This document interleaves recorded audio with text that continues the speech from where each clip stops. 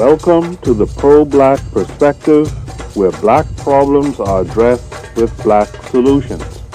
Your host tonight is the author of the Pro-Black Compendium and Zuberi and the Maroons of Ma'at, the Pan-African Nationalist, Oni. Oni, what are we discussing tonight? Peace. Today we're going to be discussing China. China has risen in the global reality, and I think it's upon us to articulate ourselves and try to understand how to better ourselves. And we use, in regard to humanity, we better ourselves by looking at examples that suit where we are similar to where we want to be and what we call emulated, right? So as everybody comes inside, and who knows how many will, but as more people come inside, we'll have this conversation and really get it going. Before that, I do want to remind you that I'm part of a podcasting network called KWAZ Radio. Make sure to follow all other programs and enjoy. It's a great learning community with countless, endless content.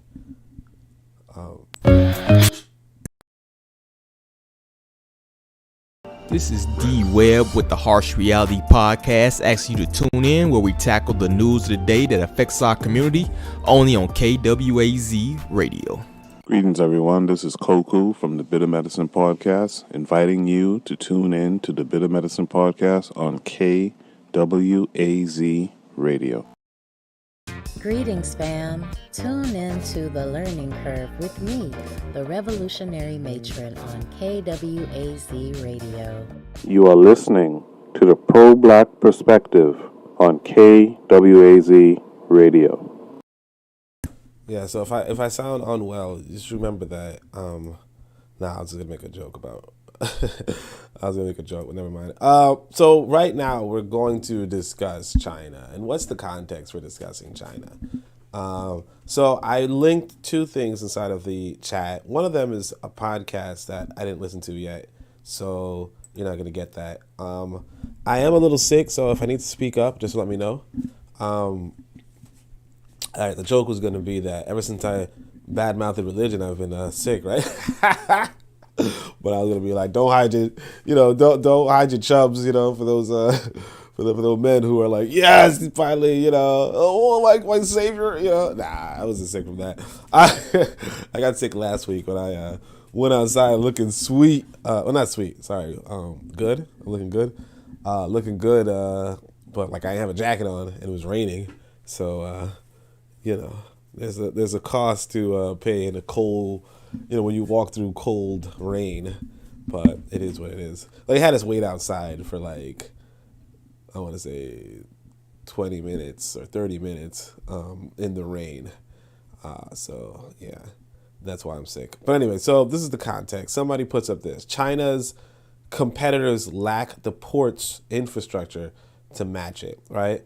So this is the port capability to handle vessels over 14,000 TEU capacity. So that is the capacity for the ports, right?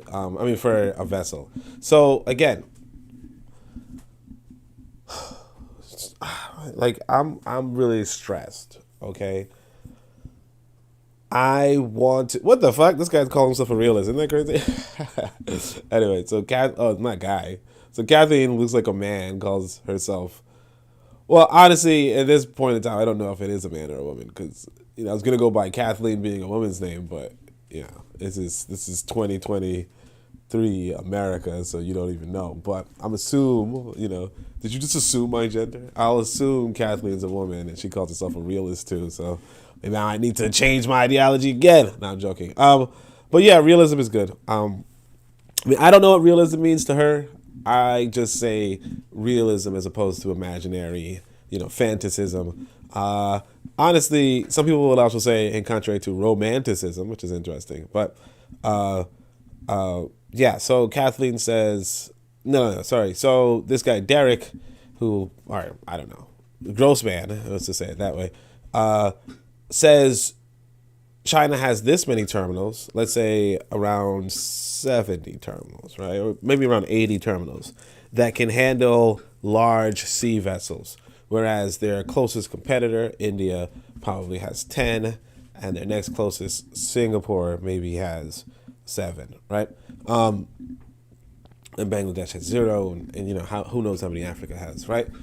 Why are ports important? Because again, I keep stressing that profit is gained through trade, right? I actually think I should probably go into that one, right, really quickly. And actually, this is the podcast that I linked somewhere else. I didn't listen to it yet. It looks like it's 30 minutes. It looks like it might be good. I don't know, right? I didn't listen to it. What I can tell you is the link is below. So let's hope that nothing disturbing comes up. Good. Because you know how that is when you just randomly click on the TL. Fortunately, my TL is not disgusting. Yeah, my TL is not that disgusting, but let's see. These are my pitiful attempts to go viral,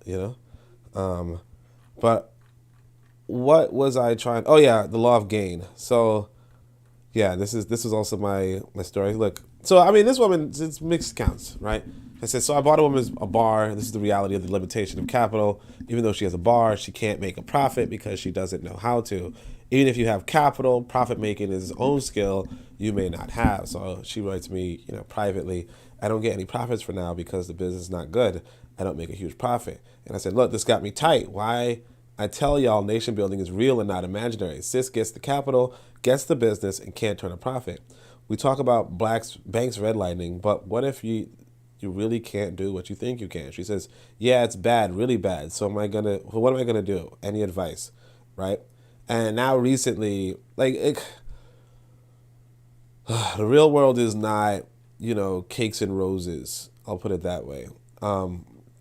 Why do I say the real world is not cakes and roses? I'm going to go to the top and go just straight to media because I linked the screenshot, but clearly it's been a minute. So the reason why I say all this is because, so these are just my screenshots from different things. This is the one. And this is in the Book of Power. But the reason why I say it's not, because again, you can have capital and then shit, like you might not earn money. And then now I just got an update from her. She just got into a motorcycle accident. So, the cheapest way to get around Tanzania is to ride on a motorcycle, right? It's pretty cheap. Right, and she has a friend who she trusts who can ride her around on a motorcycle. Notwithstanding, it's not safe. I mean, the cars are not safe either, but they're safer than motorcycles. And so, yeah, she's fallen and scraped up her knees. I don't know if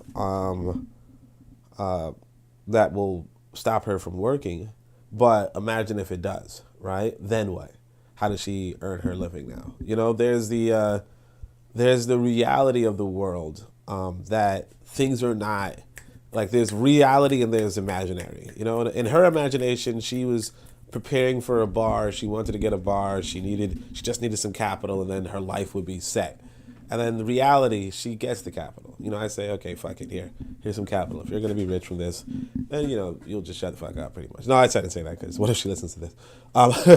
But yeah, then you'll just you'll be good, right? So I say, here's a bar. Right? And things are just bad. But of course, she does also say she puts some profit into a thing. So they probably use language a little different. So when they say, I can't get any profit, they don't mean, I don't think she really means she can't get any profit. But it's possible that she also does mean she can't get any profit. I have no idea. And that's why one of the biggest markers of a good business, or if you really want a business, you want an accountant, if your business does not have an accountant, then, you pretty much don't have a business. I would say it like that. Well, not that you don't. I mean, you do for business, but I mean, like, if you're looking to make profit from somebody else's business, then you need to look into whether they have an accountant or not, right? Because if they have extra employees, like if they have a business where they are required to have extra employees, then, you know, that justification for extra profit for you is not is better displayed, and plus you have an accountant to check with, you know, as opposed to like a lot of people that I might invest in, they're working by themselves, right? In which case, you know, the justification for collecting from their labor isn't really there. Although they are collecting from your labor by asking you for money, but, you know, motherfuckers don't really care. So I say I'm not exactly a black capitalist as much as I'm a black realist, and I understand profit is linked to trade. Okay, in J.A. Rogers' critique of Garvey, he explained the law of gain, and I further expanded on it in the Book of Power. So what do you understand from this? So this is from the glossary of the Book of Power. The glossary of the Book of Power is actually really, really good. So, like, if you want to learn a lot of things, I'll definitely skim through the glossary, right? So, so this is it. Law of gain is buying in the cheapest market and selling in the dearest. Okay, so this is from J.A. Rogers.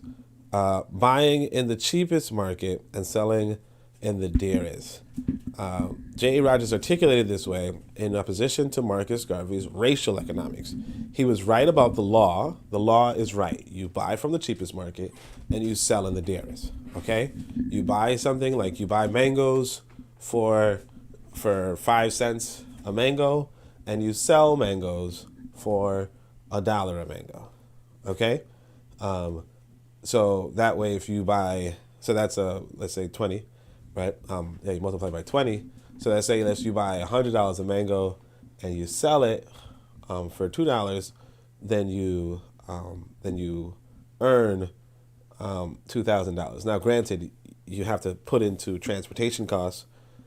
So, you know, transporting $100 worth of mangoes is not free, right? But let's just say that, you know, the costs are already inside of that. You know, that's what it is, right? So he was right about the law, but wrong about the application. All economics is group economics, namely through racial elites. Okay? So all economics is group economics, namely through racial elite. And we're going to go back to this idea because, you know, we have these ports. These ports are where the international trade of China, India, Singapore, Sri Lanka, Vietnam, Malaysia, Thailand, Indonesia, Pakistan, and Bangladesh go through. Okay, these ports and borders. Where did the stuff come in? So a lot of stuff. They say 14,000 TEU capacity.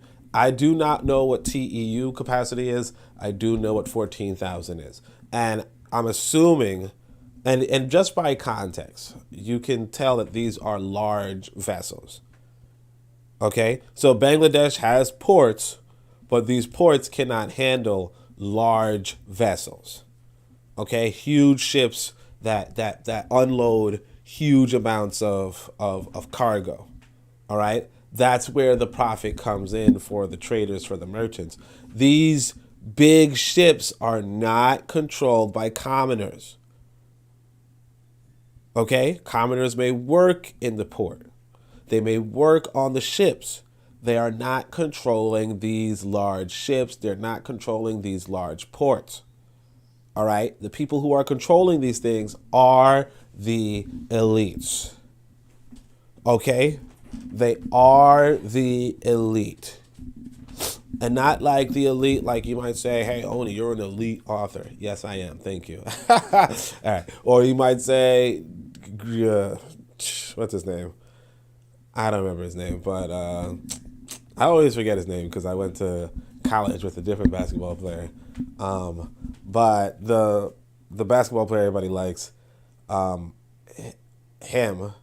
All right, let's just say Michael Jordan instead, right? You might say Michael Jordan's an elite basketball player. Oh, LeBron James, there you go. LeBron James is an elite basketball player, but I don't mean elite like that. I mean, there are elites. Brother Bakari's here, and shout out to Brother Bakari. I'll make sure you guys check out his podcast as well. Like I said yesterday, he mentioned humans as herd animals, and that's a good way to look at humanity, right? Like an excellent way to look at humanity. So why I'm saying this is to say this. Hold on a second. I'm saying that the people who control these ports, those are the elites, and that's why I say that they create the wealth. Okay, so I say, look, the law of gain practiced by so all economics is group economics, namely through racial elites. Okay, the law of gain practiced by racial elites is how nations are able to provide for their racial commoners and their population at large. Okay, the law of gain. So through the ports, they are buying in the cheapest market. They're saying, China, bring us all of those mangoes, right? You don't know. You're buying us all that rice. You don't need all that rice. And here, China, take all these mangoes. We don't need all these mangoes. That's where the profit comes in. That's where the wealth comes in, right? The commoners do not generate the wealth. The elite, by way of markets, do. By way of trading with other nations, by way of trading across the nation, right? You know, we talk about Tanzania, right? Mogoro and Dar es Salaam, two different distant cities, okay?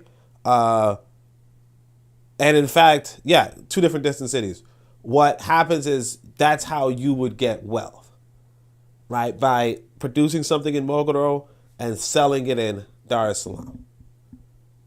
Okay, producing something in Mogoro. So actually, some sister was telling me. I said, hey, you know, because this sister's, you know, asking me for money and stuff, and I'm like, hey, look, you know, like real talk, you know, I'm not like I need to focus on getting a business in Tanzania. And so they're like, well, you know, my you know, I tell them that, you know, my farm, you know, in, you know, let's say in somewhere in Tanzania, is not.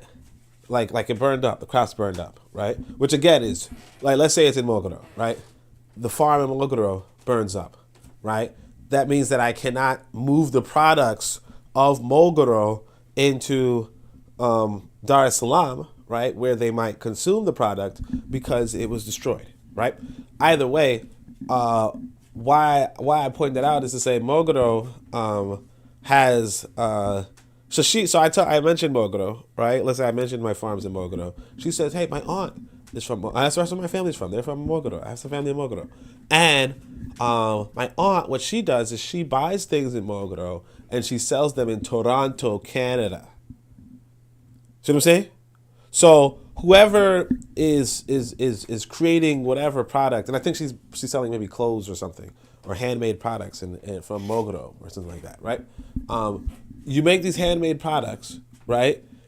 You get your little bit of pay, but the people in Toronto are willing to pay big money, and that's where you get that wealth. The person who makes that trade all the way inside, the merchant there, they get all the wealth. The person in Mogoro doesn't. Because, again, the market is cheap in Mogoro. They can't charge you $100, $200, $300 for, you know, a piece of wood. You know, a wooden djembe. You can't do that because everybody knows how to make that wooden djembe in Mogoro. Okay? But in Toronto, they don't make wooden djembes. So if I want a wooden djembe in Toronto, damn right I'm going to pay $100, $200 because I say, hey, that's skilled labor that I can't do. That's the law of gain. And the people who are executing it are the elites, the people who either can move across, you know, laterally, or the people who can, who have moved. I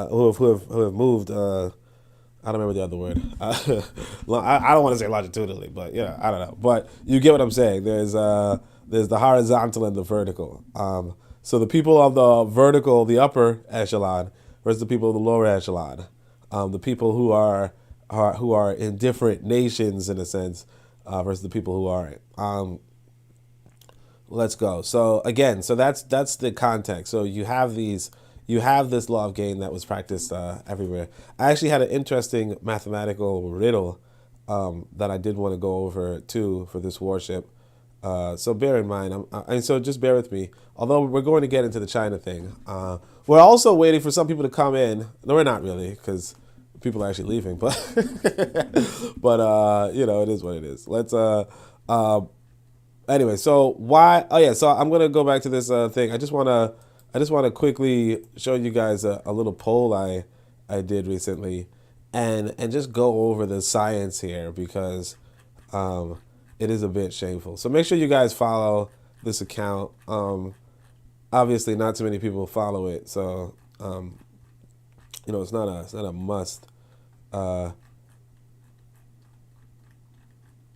Let's see. So this is actually pretty interesting. This was a clip from the Wealth of Nations biography.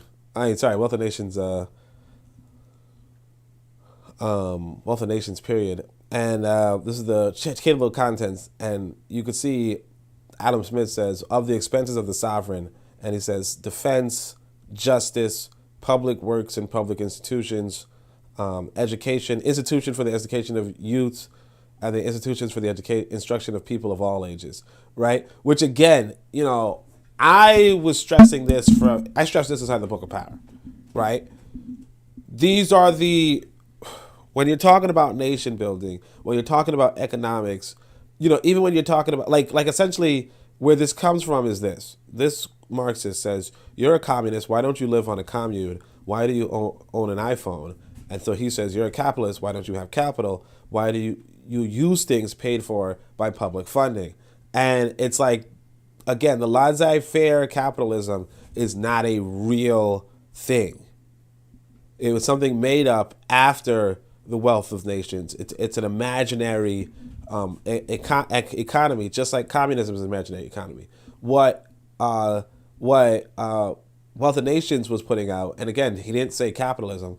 What he was putting out was he was saying what was the economic order of the day, I guess, for him, or where it was going, or what he saw was good about creating wealth for nations. But then he was also saying that with that wealth, a nation should have public funding for certain things. Nobody was saying there should not be any public funding. That was an imaginary economy. So that's why we go by realism instead of whatever, any sort of ideology, because we're just saying what's the reality. So the reality is that the sovereign, the commonwealth, the nation should pay for the education of people, should pay for the defense, should pay for the justice, should pay for the public works, among other things. And so I thought that was just a really interesting little diversion. This is the only inappropriate joke I've made. My son walked to the freezer and took the last ice cream sandwich. So I'm just like, bro, Let me see if I can find this thing really quickly just to go over this poll that we did. So the question was this: a white boy, 16, buys a bicycle for $300. He buys a bicycle. In fact, I should have told Brother Bakari to ask his son this. His son's like a socialist, right? So a white boy buys a bicycle for $300. Okay, he also buys fancy gizmos for $25, right? He then tells his black friend, who's 15, he'd pay him $15 to add the gizmos to the bike.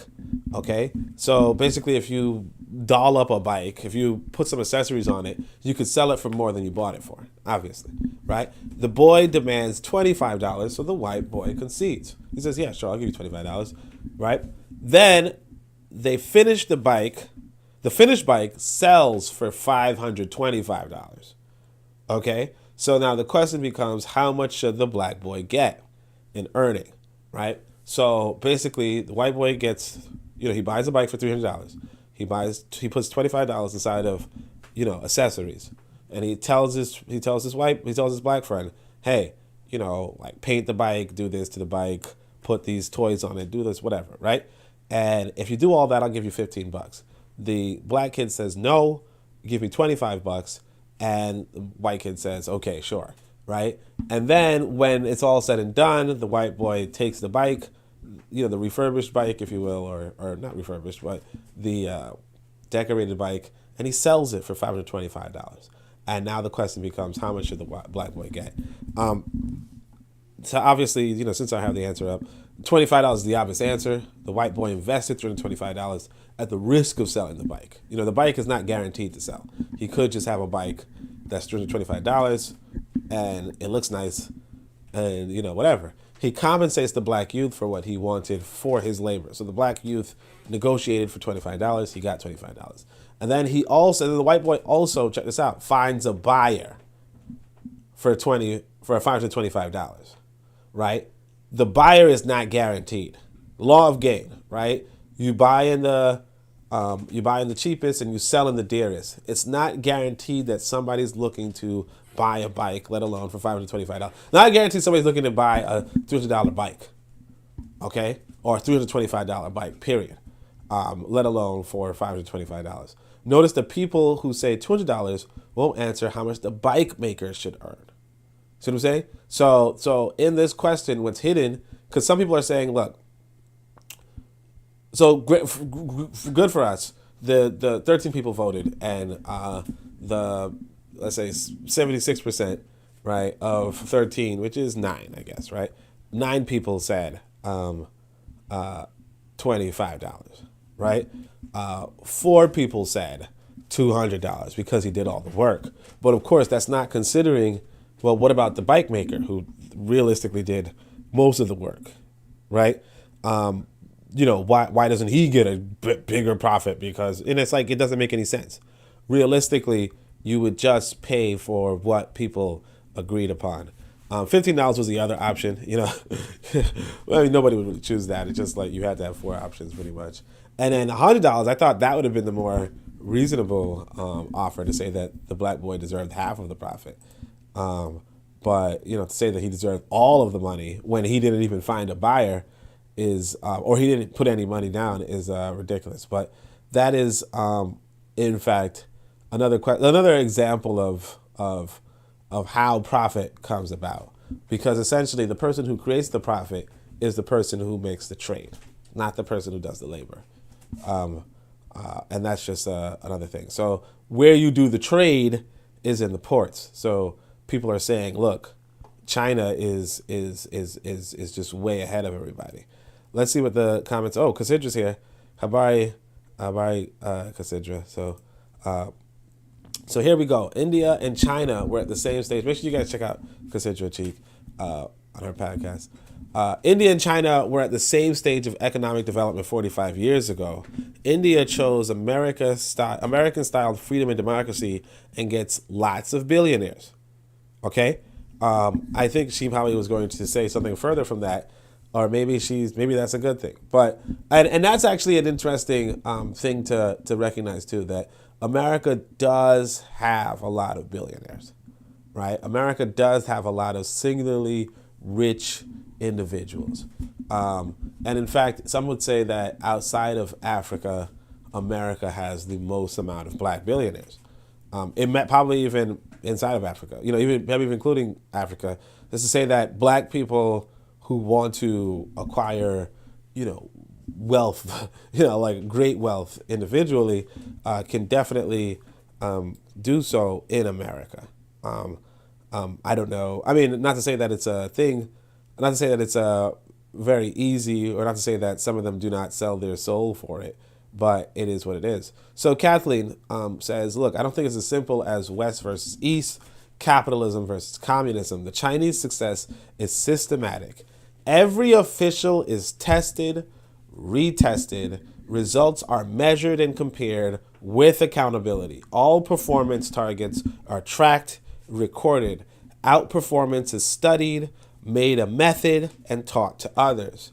360 annual reviews for officials that go on the record. So so they're constantly being probed, tested. 260 kind of means like daily, right? But anyway, promotion in CPC is by election among peers who know which of them outperforms, gets the job done, okay? India and the rest of the world does not have such a system, does not calibrate public service towards consistent delivery of better results. So what she's saying, or they are saying, you can't tell. What they're saying is China has this really big meritocratic system. And ironically, the meritocratic system is where Xi Jinping comes from. Okay, so apparently he was somebody who rose in the ranks based off of his peers electing him, essentially. And that's like, essentially, he became the elite of the elite. You understand? An elite in the way that LeBron James is elite. You know, he was a good person of the good people. Let me just see what Rebecca says after this, if she says anything. Okay, so let's see. Okay, I think Rebecca might be Asian. So she says, China is the government of the people, by the people, for the people. Authoritarian? No. China's probably the most decentralized country on earth. And then I guess her example is, while the reforms overhaul some aspects of China's fiscal system, they also left certain core features in place. First, China remains, by quantitative measures, among the most decentralized political systems in the world. Local governments, starting at the provincial level and working down to prefectural, county, township, and village governments, account for 50% of government revenue and almost 85% of expenditures. That's actually pretty interesting. You know, if you studied ancient Kemet, you'll also know that while it does have a centralized, you know, like the Nesut, or what we call the pharaoh, they also had gnomes, and those gnomes had, I can't remember the name right now, but they had smaller courts and so on and so forth. Essentially the village system that we are familiar with in Africa today, but in a larger umbrella system. As to say, like what she just described about China being decentralized, that could have been what we saw in ancient Egypt as well. Of course, granted, who really could say? So she says 75% of expenditure in Organization for Economic Cooperation and Development countries. The averages are 20 to 33% respectively. So in organizations of economic or cooperation and development countries, this is okay. Oh, OECD, yeah. The average are 20 and 30%, 33%. So it's like 20% of government revenue comes from the townships and so on and so forth, and 33% of the expenditure goes to inside of the advanced European states, whereas in in China, it is 50 and 85%. So it's to say that they're really focused on the local level. China's central government commands just 15% of total government expenditure compared to the organization average of 66%. Second, China continues to rely almost entirely on business taxes collected through a value-added tax on business-to-business transfers and a corporate income tax. Since 1990, these business taxes have made up between 60 and 75% of tax revenue. Consumption taxes, 7%, and individual income taxes, 6.3%, are relatively unimportant. The remaining 15% of government revenue comes from central and local fees. So that's a pretty interesting breakdown. As I say, like for instance, in America, a large part of the tax revenue is income tax. Okay, so I'd say that individuals pay taxes. So you pay your taxes for whatever reason, and honestly, a lot of those taxes do come from the super rich, right? On an individual level. That's why they're hiding away their money. Whereas in China, what they're saying is that most of the taxes are not from the individual income tax, right? But from the business to business taxes. Okay? So business to business taxes are the main way to get those taxes. What's interesting too is that in Africa, income tax is not necessarily the main revenue for a lot of countries either. But that's partly because people don't have that kind of income tax. And so business taxes are also pretty big. But this has a danger to it, right? The danger to business taxes being a big thing is that in Africa, for instance, a lot of the government is reliant on these foreign businesses paying those taxes, essentially. And so these foreign businesses now become those quote-unquote elite because they are contributing to the political structure disproportionate to it's just disproportionate to what their influence should be. And I guess I don't really want to follow this thread too deeply because of whatever reason, but somebody did right here. So he says, many assume that China is a top-down central planning type system. Actually, it might be the most decentralized country in the world. Local governments account for 85% of the country's expenditure. OECD is 33%. Okay, so she just quoted this guy. In other words, whilst on average, so she just quoted this guy, who might be quoting somebody, quoting this person, Rosie Capella. So this is a war finance military coalitions wheat and war professor at so on and so forth. And again, you want these professors. You get what I'm saying? You want these professors. Well, not you personally, but or that professor personally, but you get what I'm saying. So an earlier tweet on Xi's career. So she says, look, this is a tweet on Xi's career. So she's going to summarize this this earlier tweet. It says, Chinese democracy career path, education, continuous, and I know I keep saying she, but who cares at this point? Continuous competitive examination, 360 job performance assessments, proven local regional delivery against targets, peer election promotion within party, 40 years from start to top for President Xi, not birth, money, or status. All right, so again, we as African people, right? This is why. So the three main things for us as African people is land is obviously the main one. Land, then it is education, and then it's networks.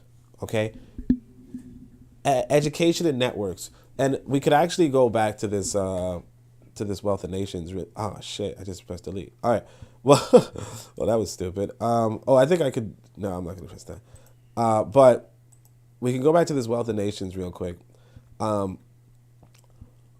Education and networks. That is it. Okay? Education and networks. That is it. Right?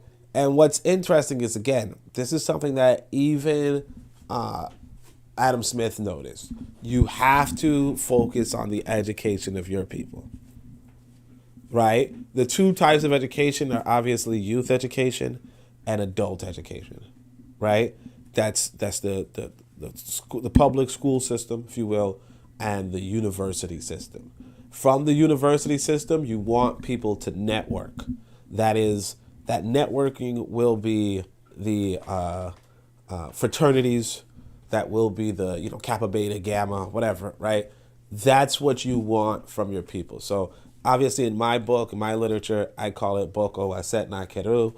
I do not say that right here because that doesn't mean anything to people who haven't read my book.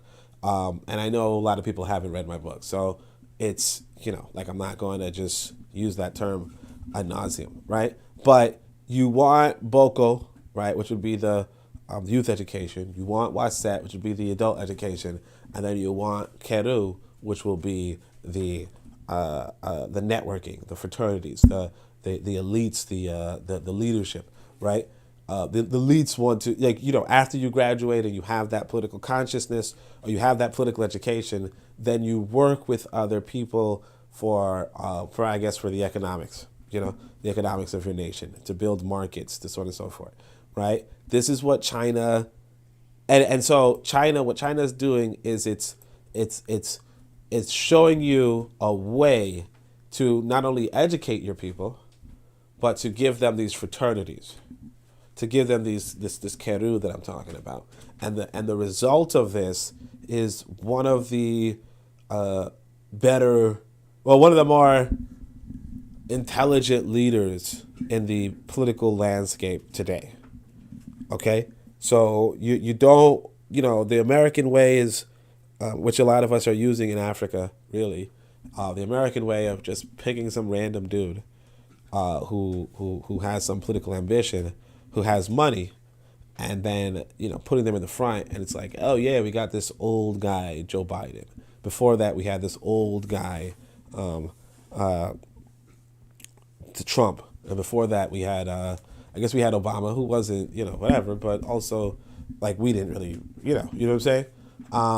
That said, none of them hold a candle to the to the rigor and intelligence of Xi, or to the rigor and intelligence of Putin, or the rigor and intelligence of Kagame, right?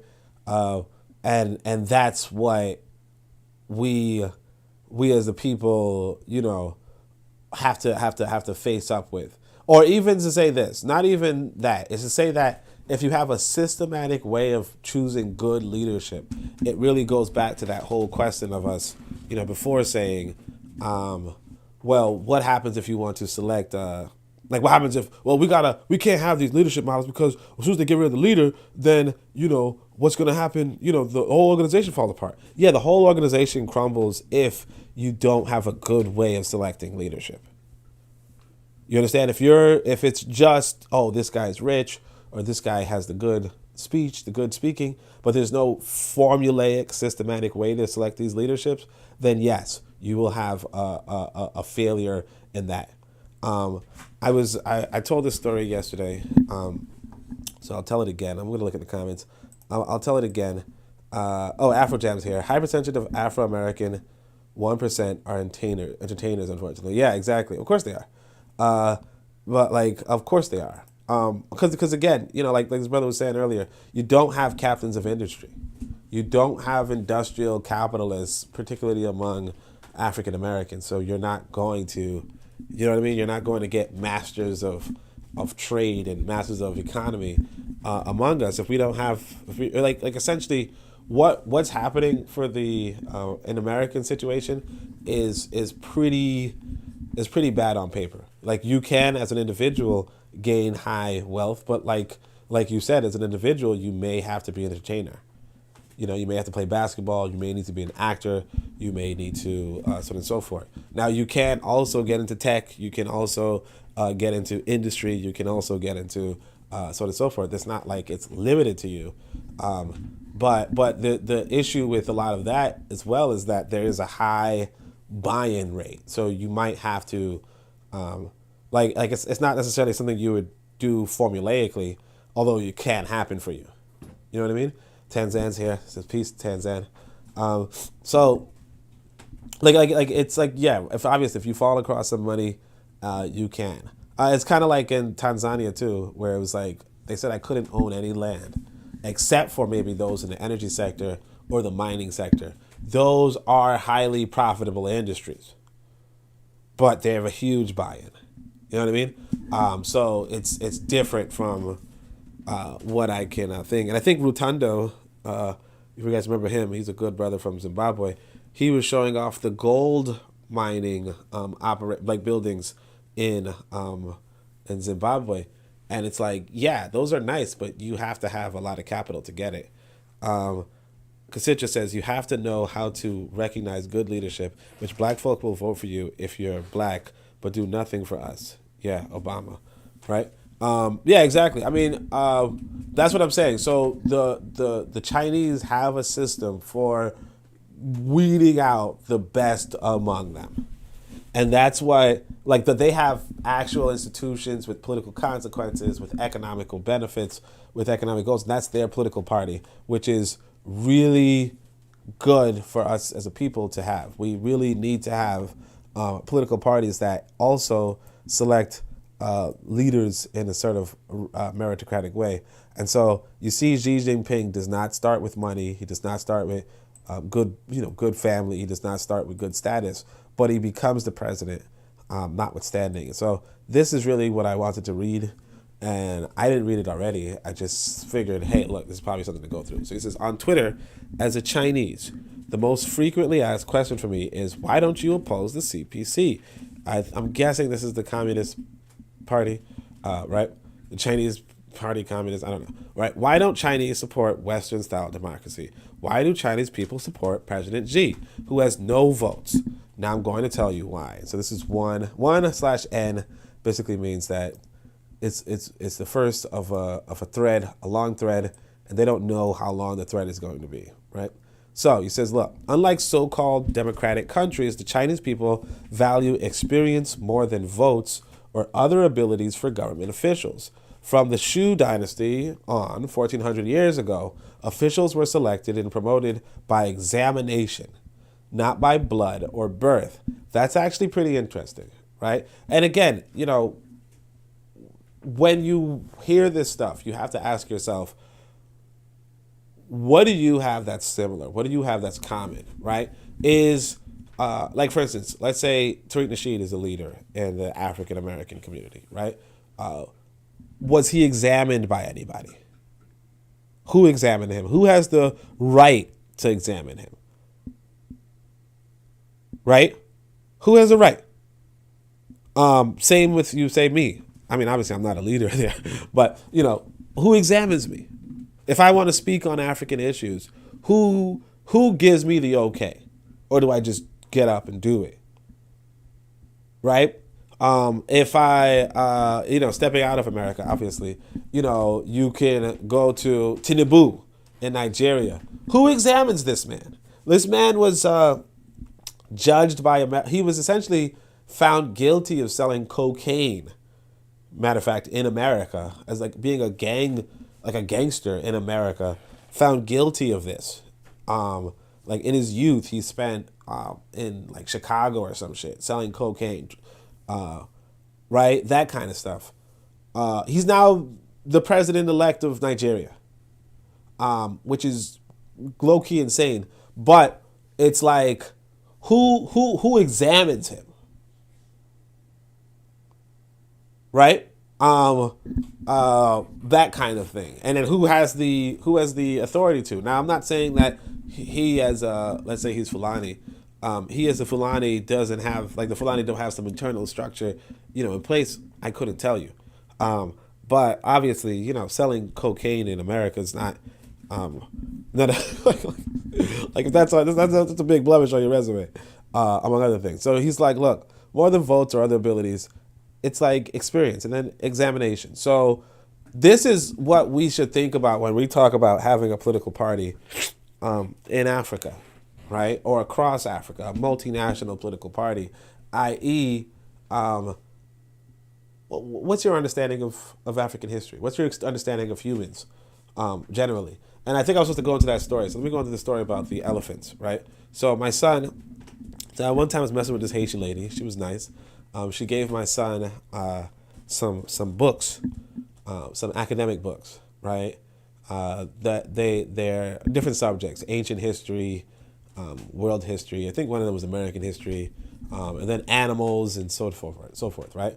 So in the animal book, I asked him, "Hey, what's your favorite animal?" Right? And he says, "Elephants." So we open up the book and we go and look into the elephant situation. And so I find out, I learned some stuff about elephants, like their tusks and their trunks. But one of the things that I noticed was that the elephant is they move in herds, okay, and they protect their young, they're old, and they're disabled by surrounding them when they move, and keeping the weaker people in the inside. And they're led by a leader, so they're herd animals, right? Just like humans. Humans are herd animals too, right? They're led by a leader who, when that leader dies, the next oldest female, or the oldest living female, becomes the new leader, okay? So they have a system for leadership. They have a system for protection, right? And these are just elephants. Now, the same can be said of the lions, and the same can be said of the other animals that are herd animals.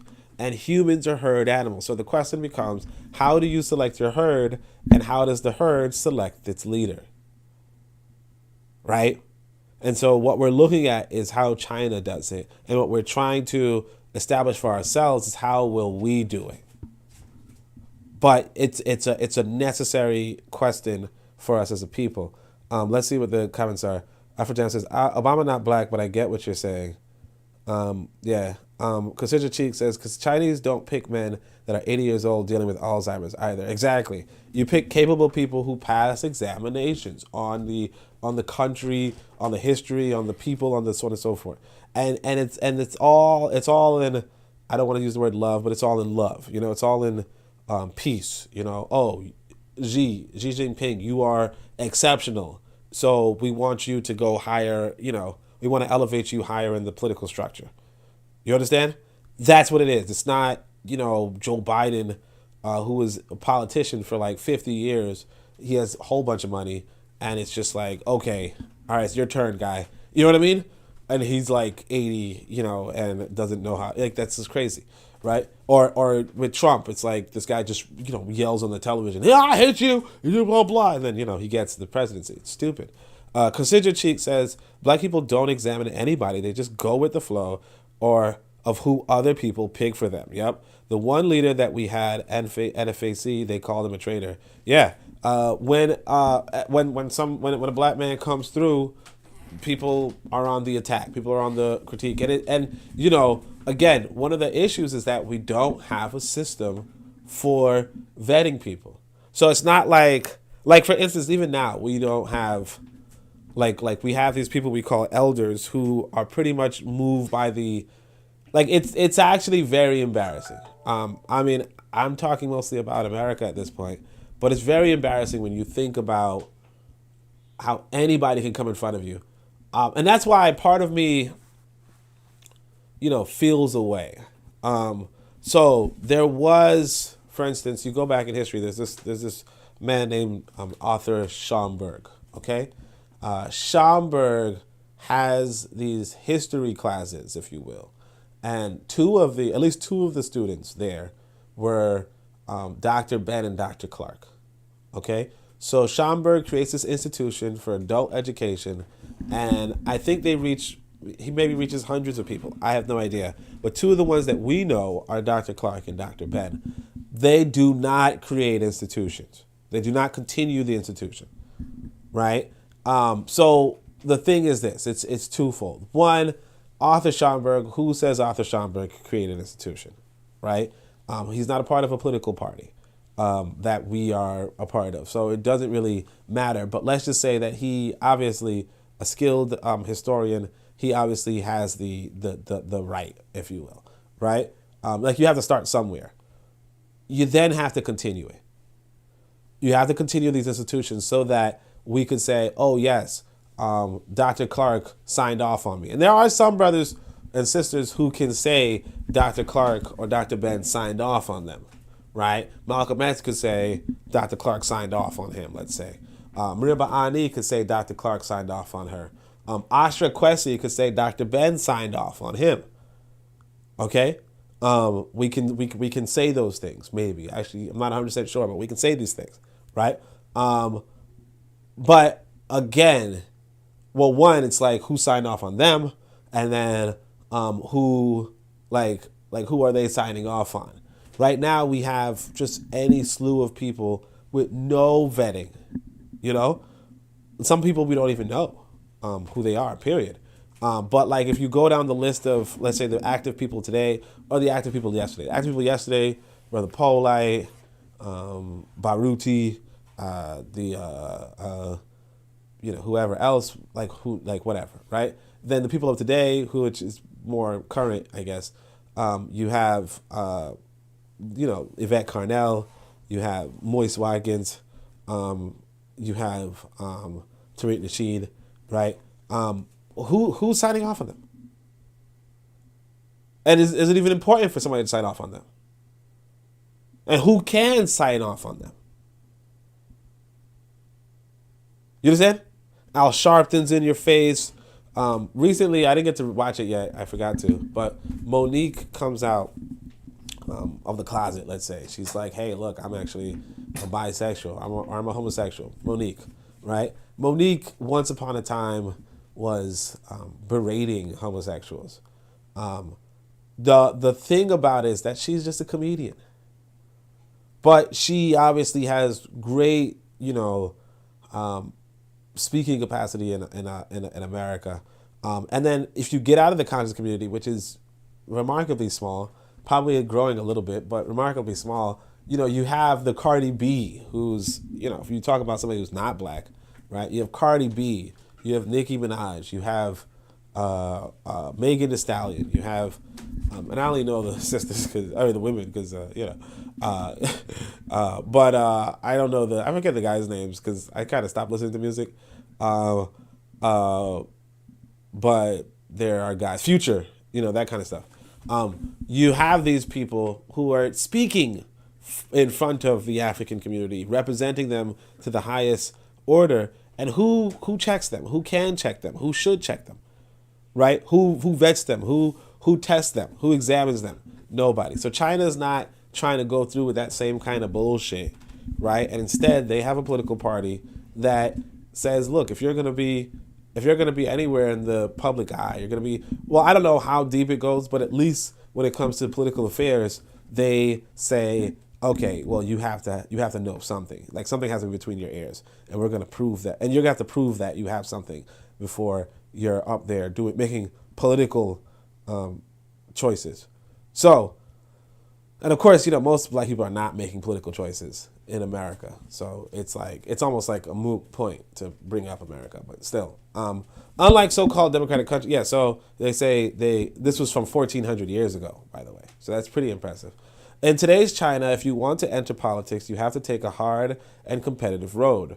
Whether you come from a grassroots family or a political family, you have to go through every step. Only in this way you can reach the top of power, like President Xi. So that's him as a young boy. So he says, to get started, you have to own a college degree, at least for most Chinese government officials. You have to take the National Civic Service Examination and be admitted. So they have this examination.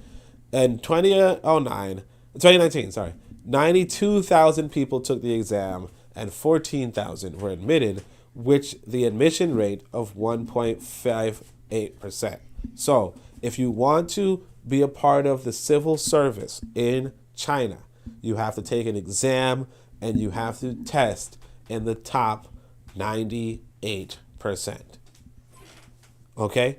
You have to test in the top 98%. Right?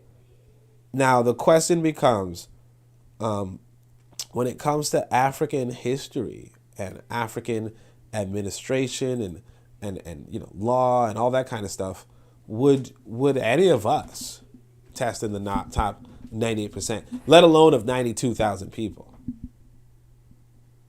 Okay. Now, of course, 92,000 people makes it seem like it might be a little bit easier. You know what I'm saying? It might be a little easier. Maybe I could probably, so like maybe I could personally do it, maybe. But because that's a lot of people. But either way, 98 percentile of the people who have that ambition. And remember, China's a huge country. Of the people who have that ambition, you have to test in the top. So let's go to this one. So for some reason, some of the stuff in my thing is muted. I forgot to read that brother's comment to the thing, but it is what it is. Let's go. The ruling party in China is the CPC. So this is the political party. In addition, there are 8 other parties. You have to join one of them. If your ideal is to become the supreme leader of China, I suggest you join CPC. You'll be one of the 90 million CPC members. They are all your competitors. So you have to join a political party, and now all of a sudden you have to be better than the other people in that thing. That's 90 million members. So just to give you perspective, so African Americans are about 45 million people. So this political party in China has twice as many people as all of Africa, all of Black America. Tanzania has about 67 million people. So again, this political party alone has more people than all of Tanzania. I don't remember. I think Nigeria has like 250 million people or something like that. So it's not as big as Nigeria, but it's huge. And remember, these are all. I don't know if everybody's actively politically educated in the CPC. I don't know if that's a requirement. But just imagine you have 90 million people who are politically educated. 90 million adults who are politically educated on the Chinese doctrine in this country. Right? That's impressive.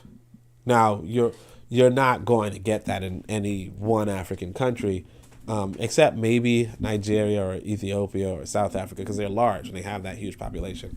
But this is the kind of thing that we as an African people have to be serious about. And that's why I say, like, a political party is really important. Really important.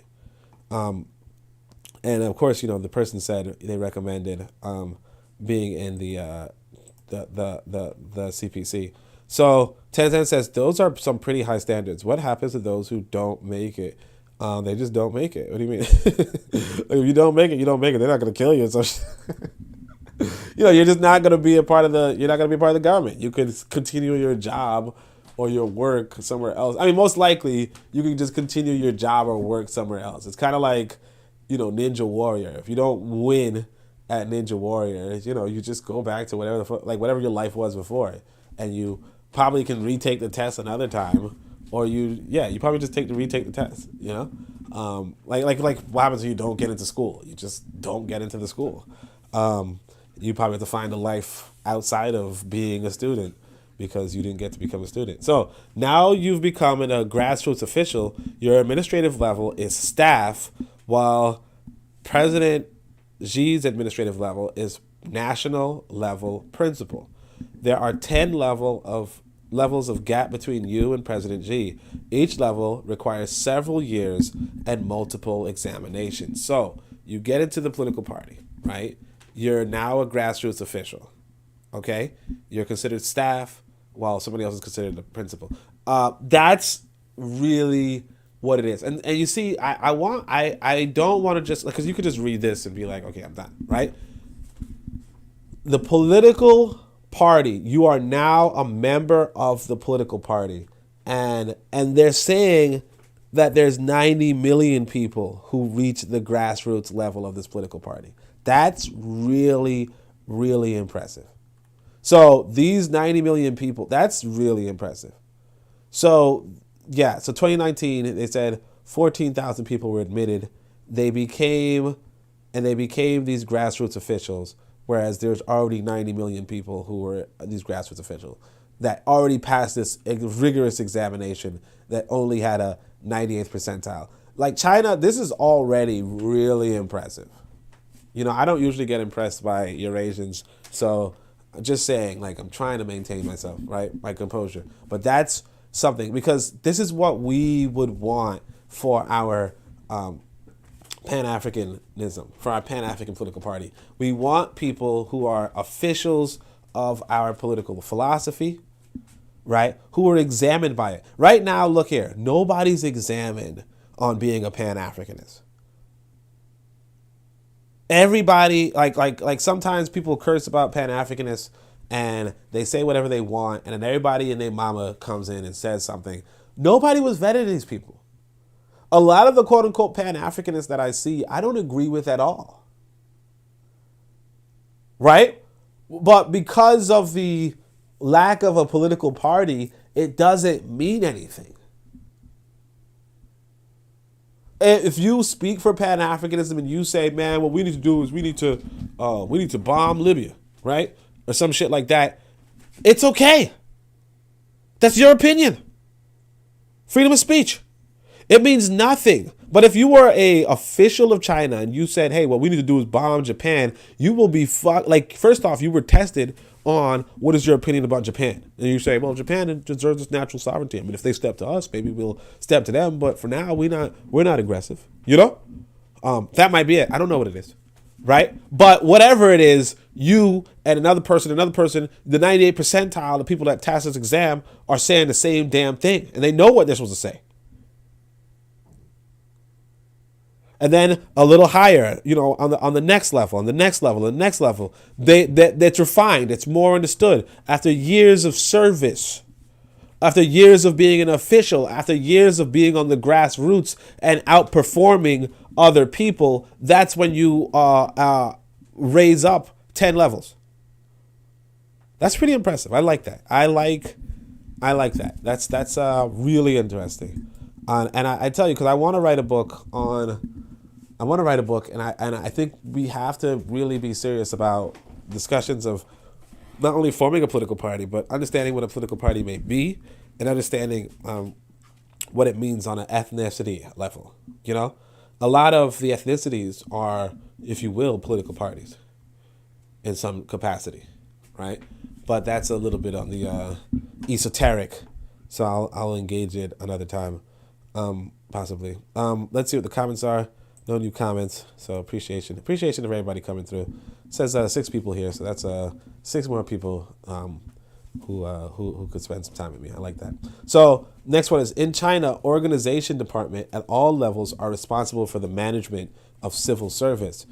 Every civil servant has to take part in the grade assessment every year, right? So you have a department that is looking into managing all the civil servants, right? The assessment is usually constructed by your colleagues, subordinates, and superiors by voting. The result of the assessment is related to your future. So you're in a group of, you're in a subgroup, and then people vote on your performance, So I come through. So it'd be like if we all had a political party, I come through, Cassandra comes through,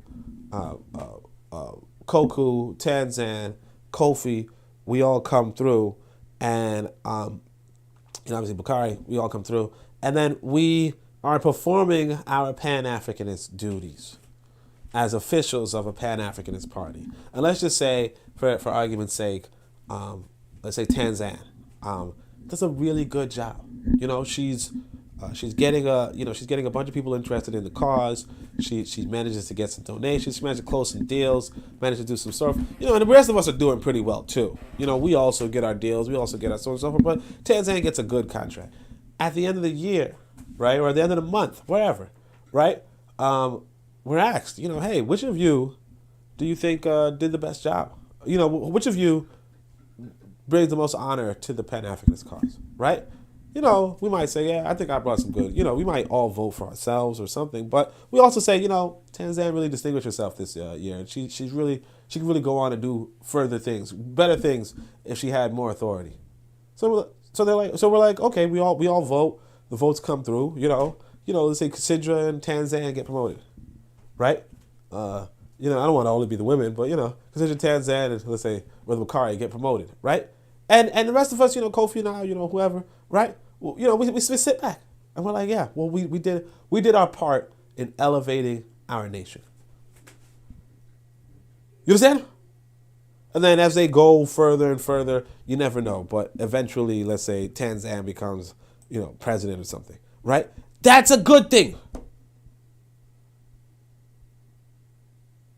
So he says, if you work hard and are lucky enough, you'll become the highest official in a district or country or county. As President Xi did in 1983, he became the highest official in Zhending County. You have to own the experience to manage hundreds of thousands or even millions of people. So it's not just, like for instance, right now, if you want to be the leader of let's say, Mogoro, like I said in Tanzania, sure, you're in Mogoro. Anything can happen. You could be the richest person in Mogoro and you just decide to run. You could be the son of the first leader in Mogoro and you decide to whatever. You could be the mass murderer in Mogoro and you decide to, you know what I mean? Like anything could happen. But they said in China, no, that's not how it go. You had to have been in Zhending County and your peers in the political party had to have said, this person, like Xi knows what he's doing. Xi knows what he's doing. Oh, I think Xi. Oh yeah, Xi. Oh man, he's working day in and day out. Oh, Xi, he's a real patriot. He really loves China. You understand? And then it's like, okay, he gets it. That I like that. I like that. I like that meritocracy. I like it. So he says, next you have to become a city official in charge of industry or agriculture or education or commerce. Then you become a mayor. It'll take you another few years. In 1990, President Xi became the top leader of Fuzhou City, Fujian Province. Now, I want you guys to see this. Industry, agriculture, education, or commerce. I tell you that the political structure is in place for the economy, for economics, for economical reasons. That's why you have a political structure. Okay? So this is the city official in charge of industry, agriculture, education, commerce. That is an elite. Okay? But at least here they already have the political education. And so you see how realistically, and look, I told you guys, Boko Waset Na Kedro. I told you education and networks. Okay? I told you youth education, education on the basis of adult education, and then networking. The political party is the network. The political party requires the education. and then you become an elite. That's exactly what I tell you every other people do. How they do it, it depends. It varies. China's doing it really interestingly. America does it pretty interestingly. But every people do this. Every successful people do this. You are not doing this yet. And that's what hinders part of your success. Okay? And this is actually turning out to be a good podcast. So I'm sorry that I'm sick. But it is what it is. Like I said, you start bad-mouthing religion, you're going to get sick. No, I'm joking. No, I walked outside without a coat in the rain. I waited outside in the rain without a coat. So that's what happens. Tanzan says, those are pretty. She says, I hope you'll respect my authority. Like, damn it. Like you want to give Tanzan the props, and then you remember that she's corny, like no disrespect, man, Tanzan. I mean, I shouldn't say that, because if you become an official, you'll come back at me. Actually, matter of fact, this is pretty interesting. So I have this Discord. This is the weirdest thing in the world. This guy calls me an idiot on my Discord, right? So I'm like, why are you, like, what's going on? He says, remember 5 years ago when you were on the old server? No, he's like, I'm returning negative energy to you based off of when you were on the old server. Like how you spoke to me on the old server. And I don't remember this old server. I don't remember ever engaging this person. I think I was on another server for like a week before they kicked me out. Maybe I was, like people were trolling me and I might have, whatever, but it was, whatever. So this guy has been for like 5 years. In my server, just waiting to disrespect me. And it's like, yeah, so like I said, I'm going to take that back, Tanzan. I apologize right now. Because, you never know in 5 years. Because I think it's the immature thing to do. You're actually, one of the instructions in ancient Kemet is, even if you know somebody's past. In Ptah Htp, so this is official. He says, like, if you see a man again, and, and they change and they become better, you don't remind them about how they were when they were worse off. You don't remind them about how bad they were once upon a time, because, you just forget it. You just, whatever. And so, yeah, so I'm going to apologize now to Tanzan, because, if she becomes president of Africa, she's been like, oh, who's corny now? And like bury me in a cornfield or something, so I'm going to leave that alone. And besides, you never know too. Like somebody else he'd be listening to me and say, Oni disrespected a woman, and shit, that's the guy who disrespects women, ergo thing. Actually, I should say that too. I'm going to say that. This one brother did a whole 7-hour, 3-part podcast, actually resulting because I was on Tanzan's show and we were talking about, just the different dating standards in Tanzania. And yeah, the dude made a 3-part, 7-hour podcast. I only could see like the first hour and 30 minutes before I just had to like vomit. Actually the first hour and 10 minutes before I was like, this is the damn hit piece. But he just went on about how I'm not a man and how hypersexuality is the problem with our race, and I'm not having spiritual and holistic sex and all that kind of stuff. Like basically it was awful. It reminded me why I don't take like a lot of the Americans too seriously. Like the American black nationalists, the Baruti strand, I don't take them too seriously because it's like they're just focusing on sexual behavior and sexuality in a sense, as opposed to the bigger political party nation building that I prefer to I prefer to think about. But yeah, it's like what you say, what you do, like your character is going to be judged and recorded for all people. So you just have to be very, very careful. You have to be careful about what you do publicly. And so like G for what it is.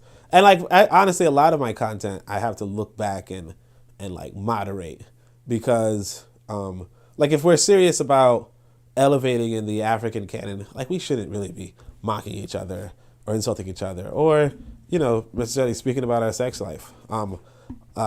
As great as it may be. Can't help it.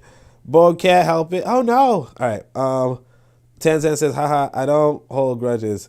Yeah, Bitter Medicine's trying to listen to it. I know, I ain't trying to talk about it. Y'all, shit. This dude did a whole 7 hours, man. I started being like, because it's just so diluted. You know, it's just so holier than thou. The dude is like, yeah, I mean, yeah, sure, I was getting high all the time, and sure, I have a porn addiction, but this dude is a hypersexual because he can't respect women. He can't turn down sex. And it's like, yeah, I turn down sex all the time. You know, like I turn down sex all the time. What are you talking? Oh, it's so annoying. Like, it's just so annoying. Like, are you having holistic spiritual sex with these women? Like, what are you talking about? Like, and it's like, why are you spending 7 hours on another man's dick? Like, you know what I mean? Like another man wants to get down. Like, that's it. It's not like, this is like, we have this adult in front of us. You see President Xi Jinping, an adult. He goes and he's wrestling with trying to elevate himself in his own country for decades. And then he becomes the governor. All right, we're going to see. Now fight for the government. You need to repeat your previous work. The difference is that your responsibilities are greater and your work is more onerous. In 2000, President Xi became the governor of Fujian province, a new political star. He's in Fujian now. And he's the governor, and he's doing good shit. This is what we as African, like, the trouble with us. You know, I could say, for instance, you could look at some of the things I've written from 10 years ago. What is the political station that I've occupied? Like, the political station that, well, this is 20 years ago for Xi Jinping. So 20 years ago, Xi Jinping was the governor of Fujian. 10 years ago, nothing. Now, technically, I was trying to hold an official position in the Freedom Party. So there was a black political party that we were starting, and I was like, oh, this is an opportunity for me. Let me go into this political party. What happens is that Charles Barron betrays the political party. Okay? Charles Barron betrays the political party. And check this out, in fact. This is what kind of gets me pissed about America. So I tell you guys all the time, Charles Barron betrayed this political party, right? Look at this shit. And I'm not even going to, I don't even know if I should, like, I don't even know what to fucking do. But look, so at some point, check this out. No. Ah, shit, I got to go in my mentions. So check this out. So I know y'all saw Jose. So check this out. So I do this post. What is the flag of the people who enslaved you? What's the flag of the people who gave you redlining? What's the flag of the people who abused you for generations? Now, why do you hate the red, black, and green? Again, I'm just trying to go viral. You know, I don't really care. But hear this. So this guy says, great question. You should come through. Okay? Some dude from Uhuru. Now, this is a place where I am familiar. Mother Gaston Heritage House. I actually know where this place is. All right? This is the Independent People's Democratic Uhuru Movement. I'm actually familiar with them too. Okay? Pan-African Federalist Movement. I didn't really hear about them, but I looked into them before.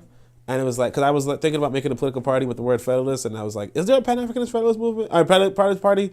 And it's like, oh, okay, there is, right? Look who's here. Community statements by Councilman Charles Barron, D12. So on and so forth. Charles Barron and D12 are the same ones who sabotaged the political party 10 years ago. And instead of being ostracized, instead of being kicked out and so on and so forth, they are giving keynote addresses or they're giving statements at these events. You understand? At the Heritage House, no less. It's like I said, there's no vetting. There's no, I can't remember. I think it was Maddox who said one of the issues with black people is that we do not have intelligence organizations. So we don't even know who's who around us. Now, President Xi Jinping, by the time he becomes governor, you could at least say 6 levels of different party officials studied in political parties, examined him and studied him. And he's known by, he's known and informed about his actions by hundreds, if not thousands of people, right? Charles Barron, D12, they're responsible for messing up this political party that I was trying to do. Well, not me personally, but that I was like, I'll go in the lowest level of this political party. I'm okay with that. I want to be an official for this political party, right? They're able to sabotage it, and a decade later, he's still a councilman. He's still voted for and supported by his people, and not like it's like he could just sabotage anything over and over again. No vetting. Got me fucked up. But anyway, so I part of me is resisting the urge to be like, I'm not gonna fucking go to any place with that guy's a traitor. But it is what it is. But like you can't like, it's like, how do you win against these people? You can't. Right? So after becoming the governor of a relatively small province, so it's not even a big province, you have to be the governor of a relatively large province. Or you can go to a border area such as Xinjiang or Tibet. President Hu Jintao, the former supreme leader of China, was once the governor of Tibet. So you get higher in the political party, and then the political party moves you around to where they could think you should be more effective, right? So the political bureau is one of the central leading bodies of the CPC. You must be a member of it. Members of the political bureau are elected by the plenary session of the central committee. It's your next goal. So even though you're a governor, there's this political central leading body even higher than you, right? Deputies of the National People's Congress, NPC, NPCs, right? Non-playable characters right now, are members of the Hague Hest, so he means the biggest organ of state power in China, and are elected in accordance with law. You must also be one of the NPCs, right? So you join bigger political parties, like bigger, like you join the Congress, a deputy of the Congress, and you join the political bureau. Again, these are high things that we don't have. So again, you go to America and you have this Charles Barron guy who is actually a councilman in America, but he owes nothing to black people. He owes everything to the Democrats. So the Democrats have a structure, but that structure is outside of the influence of a black philosopher or a black philosophy.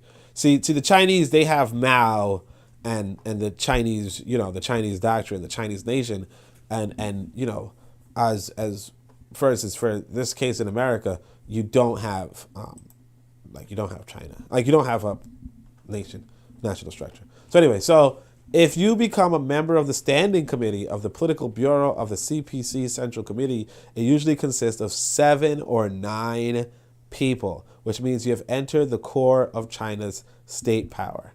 Okay? 7 or 9 people. So remember, there's 90 million people in this political party. Okay?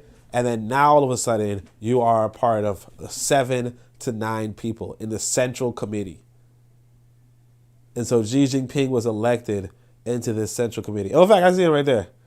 So we'll count this 9 people. Yeah. So 9 people who are, the big dogs in China. Xi Jinping was in there in 2007. While we're playing around, Xi Jinping, oh my gosh, blah, blah, blah. Oh, I wonder if Obama, I think Obama was elected. I can't remember. Might have been around this time. I don't know. But yeah, he's busy in the circle. Similarly, different standing committees are responsible for managing different areas of the country. Through fierce competition, you finally become the top leader of China. In 2012, so different standing committees are responsible for managing different areas of the country. So these 9 guys are responsible for managing the different parts of the committee, of the country, right? And they are competitors. But at the end of the day, they all say to themselves, okay, this guy is the guy. So in 2012, President Xi succeeded. Although he can be called political genius, which country leader is not, he still spent 40 years on this road, right? So he grows and becomes this guy. The above is a difficult road for you to become China's top leader. I call it Chinese-style democracy. It is based on a strict selection system and the election of deputies to the People's Congress at all levels. In China, it works. So the strict selection system and the election of deputies to the People's Congress at all levels. So again, in America, you have this guy. He could betray the movement in plain sight. What reprimand? What punishment does he get? See, because if Xi Jinping were to betray China at any of these earlier stages, 10 years ago, he wouldn't become the Chinese president. There's a lot of people in China who betray China, and for some reason, they're very clumsy around windows. A lot of people in Russia who betray Russia, they're very, very clumsy around windows. But what happens is, like I said, somebody could betray us in plain sight. There's no court among us. There's no disciplinary action. There's nothing. There's no court. There's nothing. It comes back 10, 15 years later. Somebody writes you and says, hey, you should come here and listen to this guy. He's so good. So for 10, 15 years, he could just walk around doing anything. And that's the thing that we have to get to, we have to understand. This one guy shot, was responsible for Fred Hampton being killed. And he died he lived a peaceful life. Another person, what's his name? Malcolm X shot Malcolm X and they lived a peaceful life. And just on top of that, it's these people, even you say Malcolm X, where did he was vetted and he grew inside of the Nation of Islam. But where's the Nation of Islam come from? Years later, it turns out, Nation of Islam was like a sex cult. You understand? A large extent of it was a sex cult, a pseudo-religious sex cult. And what happens 40 years later? With the pseudo-religious sex cult responsible for killing Malcolm X, or partially responsible for killing Malcolm X, and 40 years later, what happens? Well, it's still a respectable organization. It's ridiculous. So the above is a difficult road, yeah, so on and so forth. So every country should choose a political system suitable for its national conditions, no good or bad. What disgusts me is that some Westerners always think that their system is good. I don't agree. I only believe in the facts. Convince me with facts. Thank you. And they end. They said another story, how to become state leader, China's state leader. So this is about a different person. This is the other president. This is another valuable thread. So I don't think I need to go into more. I gave the link in the description. What is China? It is beyond the West's comprehension that the civilization state, nation state can emerge like China. That the fusion can define modernity in a way different from the nation state. So again, what I can say about this, what can we learn, right? Chinese style government is that you can still have the ethnic groups of China, or you can still have the ethnic groups in Africa, but just elevate certain individuals based off of their merit and push them into positions based off of their accomplishments and their willingness to serve in an African political party. So I do think one of the objects that we have as, moving forward as an African people is to form an African political party. Yeah, so Bittermaster said, D12. Yeah, D12, the D12 is December 12th. That's also based off of, I think that's when Tawana Brawley was found. And so they formed this organization around Tawana Brawley. And so Maddox had his say and all that kind of stuff. These people are pretty much just controlled opposition. They're pretty much just, D12 and Councilman Barron, they're pretty much on the police payroll. Okay? Officially, more or less, right? That's the issue. But because it's we don't take black liberation seriously, particularly in America, but because we don't take black liberation seriously, you have people on the police payroll being the leadership forever. How to rise as a people is not easy. Okay, how to rise as a people is not easy. This system that I just outlined in China, that's a system that goes back 1,400 years ago. 1,400 years ago, Or like for the last 1,400 years, African people have been getting like their shit kicked in. Right? For China to have a system from 1,400 years ago is pretty damn impressive. You know, we're talking about 600 BC. 600 AD. Right? So Islam begins to come into Africa. Like what we had 1,400 years ago would have been ancient Ghana. Like we call it ancient. Right? But like, you know, Mali Empire, Songhai, those were shortly after. But like that administration is long gone for us. That administration is long ancient history for us, right? For China to have their system still intact is pretty impressive for them, or pretty good for them. So it's not easy, it's not simple, but we can do it. The issue I have, and I'm going to continue to say this, is that we a lot of us are incubated. Our political consciousness is incubated in the West, but in the West, the political consciousness is kind of like unserious. You know, it's not serious. It's not really about, you know, getting boots on the ground. It's not really about making a difference, making an impact. So I think and I want us as a people to get serious about thinking and becoming a difference. And that's pretty much the entirety of the podcast. If anybody has any questions really quickly, we can go over them. But other than that, you know, I hope you guys enjoyed. This was, you know, we have to go about becoming, you know, the political elite or the elite in Africa and being serious about that. Real Black Gentleman says an effective African political party is possible. Absolutely. And that's why I want to write a political document. I want to write a document that goes over the different, like what I want people to know before they're examined by a political party. Right? What I want them to know, and that's really where we come at this, because most of us do not like it doesn't matter what you know. There's nobody examines you. You just go about your life, and you say you're a Pan-Africanist. You say you're on my team. We say we're on each other's team, but we don't understand. But like if you gauge us, most of us don't understand basic things. You know. Before I wrote the Book of Power, I came to notice that most of us in the West or in America did not even understand what a nation was. You know, so we're talking about nation building.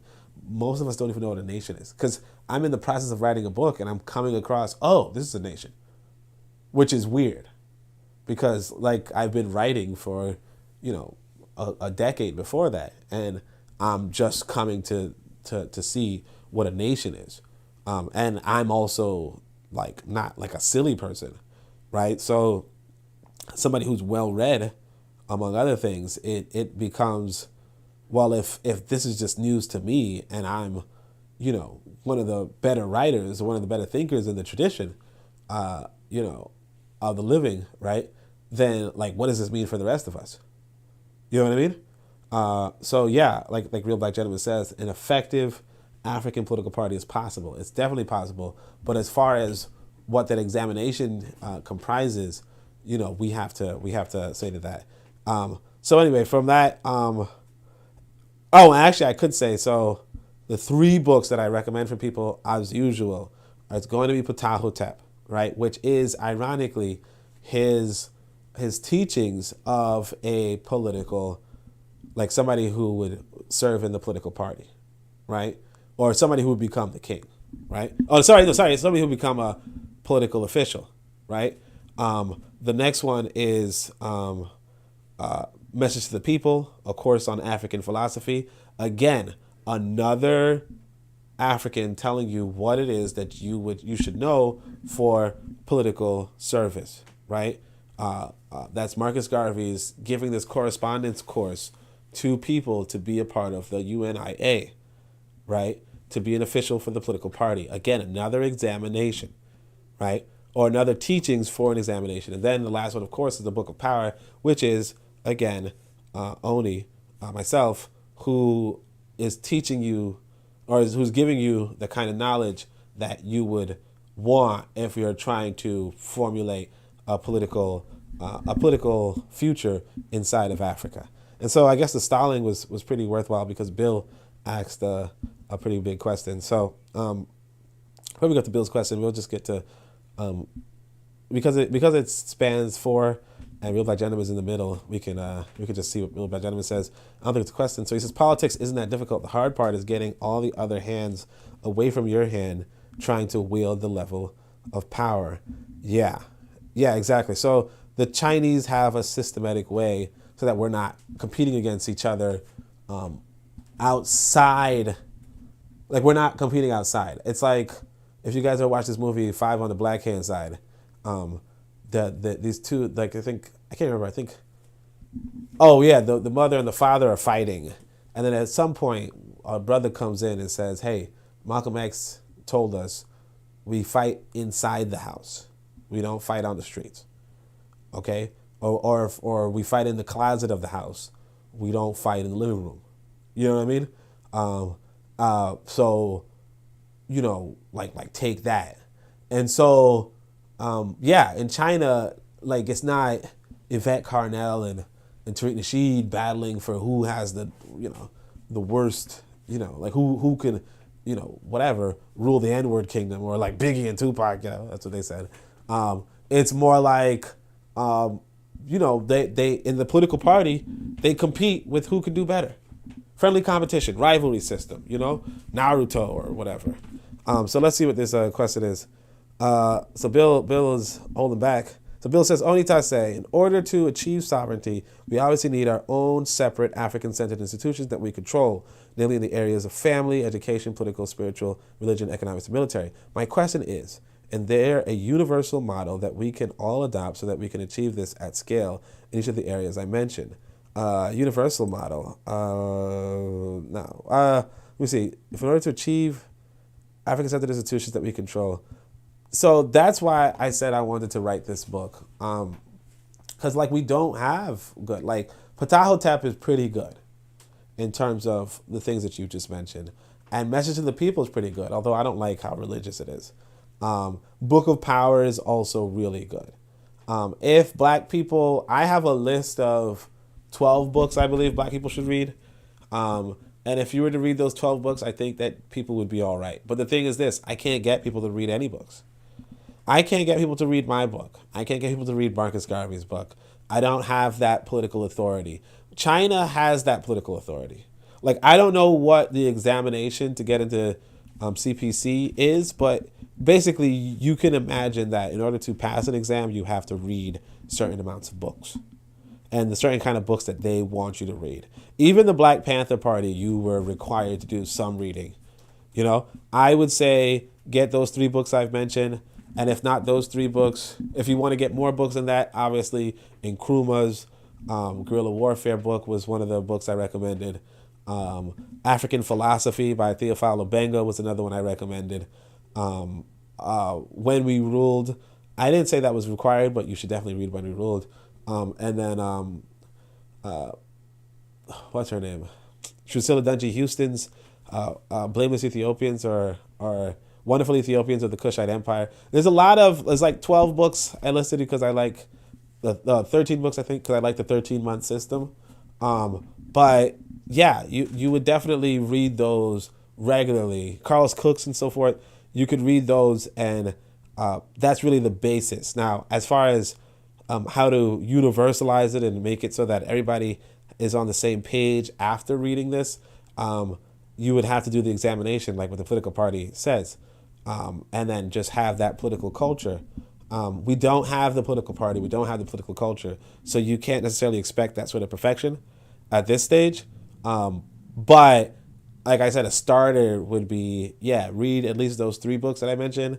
And if not those 3, read those 13. And then from there, just network. Again, you have the education and then you network. You network.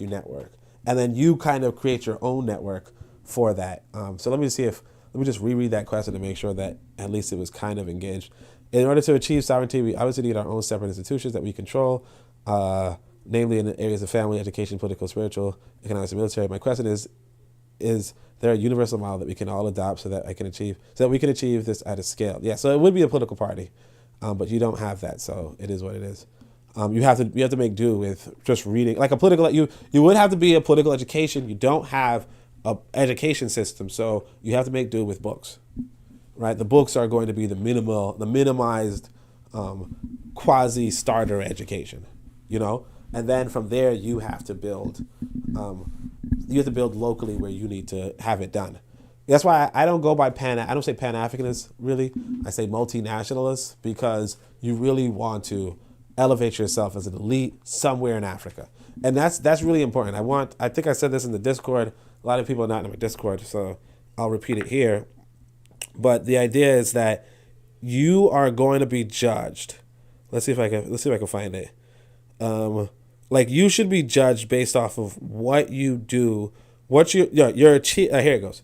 Your achievements in Africa are your legacy. Everything else is a precursor or a dead end. So you have to go and form your networks in Africa. Okay? Like how I buy this bar for this sister, or I buy this farm, or I do that kind of stuff. That's me establishing a network in Africa. Okay? That's where everything that I do means something. Me writing these books, they are good and all, but unfortunately, they're not in Africa. They're not even in the language there. So it means nothing. Right? It's good for you guys to read it and then take what you've learned and then apply it in Africa. But you're not going to have anything in the West. Okay? You're not going to have anything in the West. In fact, I don't know if I put it back inside of the Book of Power, because I thought it was a really interesting quote. I might have. But there's this quote from there's this quote from, I think, Blyden, who says the law of the West, right, is that you everything that you gain here will go back into the Westerners' hands. Like, everything that you earn in the West will go into the Westerners' hand. And so that's not me telling you that. That's Blyden. Okay, I'm going to see if I can find it, because I thought it was pretty interesting. And I said to myself, maybe I should, the law of disintegration under the Eurasian competitive order. So we're going to just look at this really quickly. This is, again, it says in the Book of Power, right? So we search for Blyden and we get Blyden. So I think I put Eurasian instead of European, because I figured it might as well thing. But this is Blyden. It's not me, okay? And I use spiritualism instead of religion because, again, I don't even like the word religion. But we're going to see if we can... He called it the law of disintegration. So let's see if I can... This is from his book. Yeah, so here he goes. He says, look, men may doubt... he says, look, our natives who have accumulated money under the individualistic system of Europe cannot go back to their tribal home because their wealth will be subject to distribution according to native custom and law. And in view of their training, it is impossible for them to submit now to such an arrangement, right? So basically, he's one of those people who say that the tribal or the native, African custom is more socialistic or proto-socialistic, i.e. you don't just accumulate wealth on your own, you would distribute it based off of what and so forth, right? And again, that's not to say that nowadays people would do that to you, but they will ask you because you have, like, if you go somewhere and you have a lot of money, people are going to ask you for more money. And if you resist them too much, they might just fucking take it. But anyway, but it is what it is, right? So they're saying you're not going to be down with that, obviously. And I'm not saying that they would do that to you if you were a foreigner.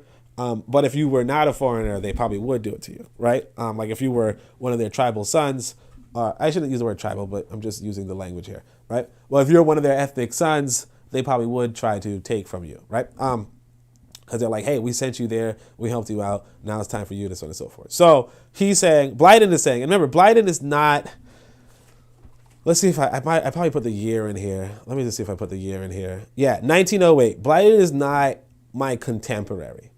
Okay, He writes this in, do I write down what book he writes it in? Oh my gosh.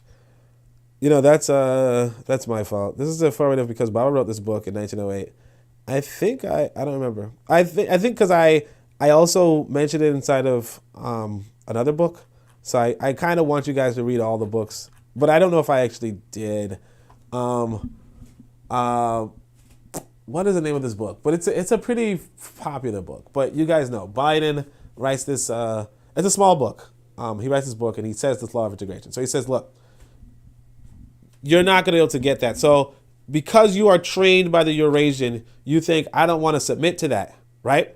So therefore, you will continue to live under the European order and are amenable to its vicissitudes. And he says, look, because you continue to live in the European order, however, all of your wealth, sooner or later, goes back to the European. In spite of the most stringent provisions of wills and codicils, right? So regardless of like what your code of whatever or your will, whatever it is, right? You might be like, I don't want to give these white people nothing. He'd say all of your wealth will go back to the whites. If you don't leave the European order, all of it will go back to the whites. So it doesn't matter how much you achieve in the Western world. If you do not take it with you, it will all return to whites. And it says men may doubt this, object to it, hate it, and think that their case will be the exception to the rule. But the law goes on all the same. It is not a rule, but a law. The law of disintegration under the European competitive order. Okay? Essentially, and that's the thing that I understand too, which is why when people tell me about like their wealth in Europe or in the West, or how much they're earning and how much they this and so forth, I don't get impressed because I understand unless you make that move to Africa, everything that you have is going back to Europe. Or everything that you have is going back to America. Because you're in an economic system. And unless you get out of the economic system, you have to feed into it. Because it's the only economic system you have. You understand? So again, it really comes down to, to Bill's question, it really comes down to what do you, you equip yourself with the education. And the education is at least those 3 books. At least, if you only have to choose one book, choose the Book of Power. Okay? If you only have to choose one book, choose the Book of Power. If you can choose 3 books, if you can only choose 3 books, choose Ptah Htp, Message to the People, and the Book of Power. Okay? If you can choose 13 books, then you go through the list on the back of the Book of Power. But make sure you read these books. The Book of Power is huge, so it's about 500 pages, so you'll have a lot to read. But beyond that, Ptah Htp is small. It's about 20 pages or 10 pages, so on and so forth. But I want you to, and when I say Book of Power is 500 pages, it's really about 1,000 pages. But I wrote it in like the big, like a big print. So it's really like 1,000-page book. But anyway, just read that. That's what, if you want, that's going to be the closest thing towards, because you don't have a school. Now, you could obviously build a school wherever you go, which is one of the objectives. You can build networks wherever you go that are based around the education that you receive. That's another objective. You can examine people on your own, and then they fit your standard. But generally speaking, that's what it is. So let's keep reading, because I think I was actually going to wrap up. So let's just keep reading. Bill says, in the startup world, there is a phrase, nail it, then scale it. Basically, create the model and then expand it. If we have a universal curriculum for K-12, for instance, instead of us doing our own separate thing, we would stand a fighting chance at achieving African world sovereignty. Yes, true. He says there would be consistency across the board, like how McDonald's has consistencies all around the world because they're a universal model. McDonald's is able to dominate because of this, whereas if 1 million people had their own McDonald's models under a separate banner, they wouldn't be able to dominate. This is essentially what we are doing with education, African-centered school, and the rest of our institutions. Yeah, exactly. So, but that's why I said you have to, well, I don't know where you are, Bill, But that's why it's like you got to be in Africa to do this. Because here's the thing. Like I said, I was a part of the UAM, right? So the part of the UAM. I came in there, I was like 25 or something, like 23. Just got out of grad school kind of thing, right? Actually, I was still in grad school. I got out of grad school for whatever, right? So I'm still in grad school, and I'm hearing, and I noticed I'm the youngest person there, okay? The only people that are younger than me are the youth section. So sometimes people would bring their children with them, and so the youth would just sit there and chill, right? So as I'm, gravitating and trying to make friends, kind of, but they're all old people. I do make friends with this older lady. I go on a bus and I meet her, like somewhere else, and then I'm like, hey, you're in the meeting, aren't you? She's like, yeah, blah blah blah. All right. So, and then we just kind of become friends, right? So the younger people. So I begin to hear about some of the younger people who used to be there. So essentially, it's like a 25-year-old organization by the time that I'm there. So it's about my age, right? Or thereabouts, right? And there was this sister who was brought in the organization who like grew up there. Like she was a baby and they saw her grow and get accepted to Howard and graduate with honors and GPA, all that kind of stuff. And so she sounds like she might have been a brilliant person because by the time I show up, the organization's dead. Okay. By the time I show up, it's already just one lecturer, but it used to be that there was a different lecturer every week. So by the time I show up, it's like every once in a while you have a guest lecturer, and most of the times you just hear from Alton Maddox. But once upon a time, that's where, if you look at Tap Media, the videos, you had Alton Maddox. You had Al Sharpton.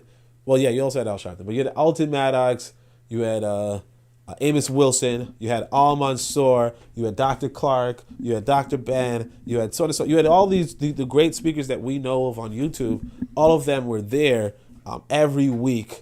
Best education you could get, right? In terms of African consciousness, right? Like world renowned. Okay, some people, it was like the slave theater they called it. It was world renowned, right? And now the slave theater is like gone. But anyway, and I don't know why you would call it slave theater anyway, but it is what it is, right?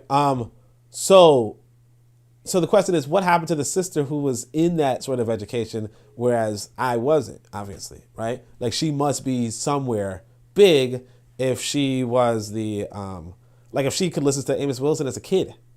You know what I mean? Like she could have been like 10 years old, 8 years old, listening to Amos Wilson in person, listening to Dr. Khalid Muhammad in person, I would get exposed to Amos Wilson and Khalid Muhammad around in my early 20s, based off of like I said, the elder had like recordings that she recorded like on a handheld recording device, like one of those I don't know what they're called anymore, but one of those devices, right? And it was already enough for me, and so I'm just like, wow, if somebody went through all this for a long time. But then what happens, because you don't form your own economy, I learned that she is a political aide to a white senator. Okay, so she graduates in honors. She meets and listens to Khalid Muhammad and Amos Wilson and this and so on and so forth. And all that education, what it amounts to is that you can just work for a white person. Like if you don't build your own economic system, like what does it matter what you do? So the example of McDonald's is that McDonald's is a white institution that can build its own white institutions, right? In a white country, but realistically, if you are building institutions against the state, against the state, against the national order, against the political structure, right, which you're supposed to be, well, that's what I'm saying. Which black people are nominally. Black people say that they're against the state, against the political structure. But if you are building institutions that are like literally against the political structure will destroy you. And that's what happened with the Freedom Party. We build this Freedom Party, and the political structure destroys us very easily. In 4K. And so when you read Message to the People, for instance, Marcus Garvey will tell you, hey, you have to obey Sant to the political structure. You have to bow down to the political structure. Okay? If Marcus Garvey is telling you that you need to bow to the political structure, right, then you cannot be in the West, because it demands then that you are essentially kowtowing to white folk. You understand? So again, there's nothing that you can accomplish in the West outside of getting wealth to get out. But as long as you're in the West, it's like there's nothing that you're doing. There's nothing that you're accomplishing. And they can do whatever they want. What happened with regard to Alton Maddox was that he followed all the rules, he checked all his boxes, and they took his job. Anyway, they took his job. And what happens to there was another sister there who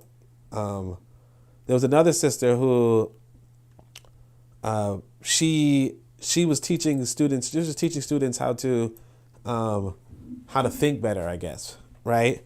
To have self-respect as black people. And she's a teacher, so they just took her job. You know? So this is message to the people. You see what he says: the police, the officials, and the government recognize property holders as the citizens of first claim. They are generally recorded to be identified. Therefore, you must teach the people to own property and be known and recognized members of the community. Always, and look at this. So this is what he's saying. Property in a community is evidence of your status in the society of the community. You have to own land. You have to own something. You have to be older. If you hold no property, have something of substantial value. Okay? He says, always adopt a friendly attitude towards the police in your community, because the police is that civil body of officials who are supposed to protect the citizens and see that their rights are not infringed upon. You should always welcome the police. The police are never the public enemy, but the public protector. You should help the police to maintain order, because if the community loses its peace, you will have riots and probably bloodshed. No peaceful citizens, so on and so forth. Never join to incite public disorder. So look, all of what he's saying is really good. Unfortunately, if you do this stuff in America, it sounds like you're a fucking coon, right? And the thing is this: you're supposed to do the coon route if you're going to be in America. That's the problem. So see, I can't coon. I mean, no, I'm not saying I can't coon. I don't coon. I don't coon to my... I can't do it and not recognize what it is. You know what I'm saying? What Garvey is saying is essentially this. Wherever you are in this world, you should assimilate. Okay? You should bow to the order at hand. You should submit to the order at hand, wherever you are in this world. So now the question is this: do you want to submit to the order in America? And if you do not, then all you have to do is get your fucking wealth and get out. If you want to submit to the order in America, you are a problem to African people. But if you don't want to, then you are a problem to European people, and they will fucking kill you very easily. Very, very easily, and you'll throw your life away. You're supposed to assimilate. So one of the things that we in the Black conscious community is that we would call the people who are assimilationists, coons, and this and that, and all sorts of bad words. But the really logical thing to do is to be the assimilationist. You know, so Brother Bakari and Forecast have this one dude on their show. Sounds like a fucking coon. They call him American First Viceman. It's total coon, right? Total blah, blah, blah. But if you, unfortunately, if you submitted to just being in America, right? What he's saying isn't that bad. If you, like Candace Owens, what she's saying is not that bad. Because again, if your goal, because you're not going to fight the state, you're not going to win the fight against the state. Now, obviously, you can't have the mentality of, I want to destroy this white boy's country. Okay. It's just very, if you want to, you can put your life into destroying this white boy's country. But then it's like this other guy has this idea of revolution and resolution. After you destroy this white boy's country, then what? and then it goes back to this realism, right? Hitler kills 2 million people or 5 million, I don't know how many people. He kills millions of people, but he has a very modernized, industrialized state, a huge military, huge organization, and he does this over the span of several years, okay? You don't have what Germany had in 1940. So, and then here, this. In America, the white Americans are like 250 million. Okay? There's no way for you to kill 250 million people. And after you did all that, all that bloodshed, then what? Like the probability, like again, it's revolution and resolution. What happens after the revolution? If you were to be trying to, incite public disorder, right? Keep away from it and be innocent to all that happens. If you were trying to, look, like he says, like it's sad, but it's like, it's better to just say, you know what, I do want to live in a functional and peaceful civilization, and therefore I will try to build a functional and peaceful civilization. And that's what people will say and people will do. And the question is, do you do that in America? Do you do that in the West? Or do you do that in the East? Or do you do that in Africa? And so that's why I say whatever you're going to build, you might as well just try to move and shift your life into Africa. And what that takes, because again, it's not easy. It's not straightforward. We can go into, so at some point I am on, I'm crying like a little girl on the TL, right? So basically there's this conversation about Pan-Africanism. Somehow or another, Pan-Africanism became the bad guy. It's the weirdest thing. Like I said, I've been, you could go look back 15 years or some shit and you'll see me, right? And Pan-Africanism became the bad guy somehow, right? But, so this guy, he's like a regular coon in a sense. Now, this is not like an assimilationist coon. He's just a coon, right? But check this out. So I actually didn't know where this guy came from because I didn't even know who he was. But I didn't know he followed me. I should follow him back. All right. So I said, I'm actually pretty happy that Pan-Africanism is such a big talking point these days. But it's wild to me that Pan-Africanism is now the boogeyman. All this time, no one has heard of it. But it comes to find out it's been the bad guy all along. And you have different examples of Pan-Africans act like delineation is a fucking problem. BAs do not want to jump in Africa. Hell, Africans don't want it. Okay. Then you have this one. Look how Haitians are treated in the Bahamas. Can any of those Pan-Africans help them? Then you have this one. Pan-Africanists are delusional, and it's always the same boring stuff. Victimhood, fantasies, delusions, lack of ethnic knowledge. It also gives me lack of ethnic pride. Do you see Pan-Asianists? No. Japan, Korea, China didn't industrialize by themselves by being Pan-Asian. Then you have, this is what Pan-African looks like in Africa. And this is not just black Americans. It's like people in Africa, people in South Africa. A lot of people are against Pan-Africanism, right? So, this guy says Pan-Africanism is a stupid idea, blah, blah, blah, blah. This guy takes issue. He's like, these guys are in Brooklyn and these are so forth. So I had to, cry like a woman, right? No, I shouldn't say a woman. Sorry, that was a little sexist. But, just cry generally. Where I say, look, tourist visas are timed and aren't work visas. Diasporals do not have citizenship in any country in Africa. Because, the question is, why are you not in Africa? It's not easy to it's not easy to be in Africa. I don't want people to think that it's easy. What you're doing inside of the West right now, if you're not in Africa, is trying to make it so that when you go to Africa, it's easy. In fact, I was on this talk and they were like, hey, I bet you were a bunch of hotels and all that kind of shit when you were in Africa and you were, enjoying that American dollar. And it's like, of course I was enjoying the American dollar. I enjoy the American dollar even when I'm in America. I mean, I'm not enjoying it, but, I'm not a broke ass, no. And I actually didn't personally go to hotels, but, some people were telling me, why don't you go to hotels and do all that kind of stuff? Well, it's not like, yeah, you would go to hotels because you can't own land. You know what I mean? Like, you can't own land.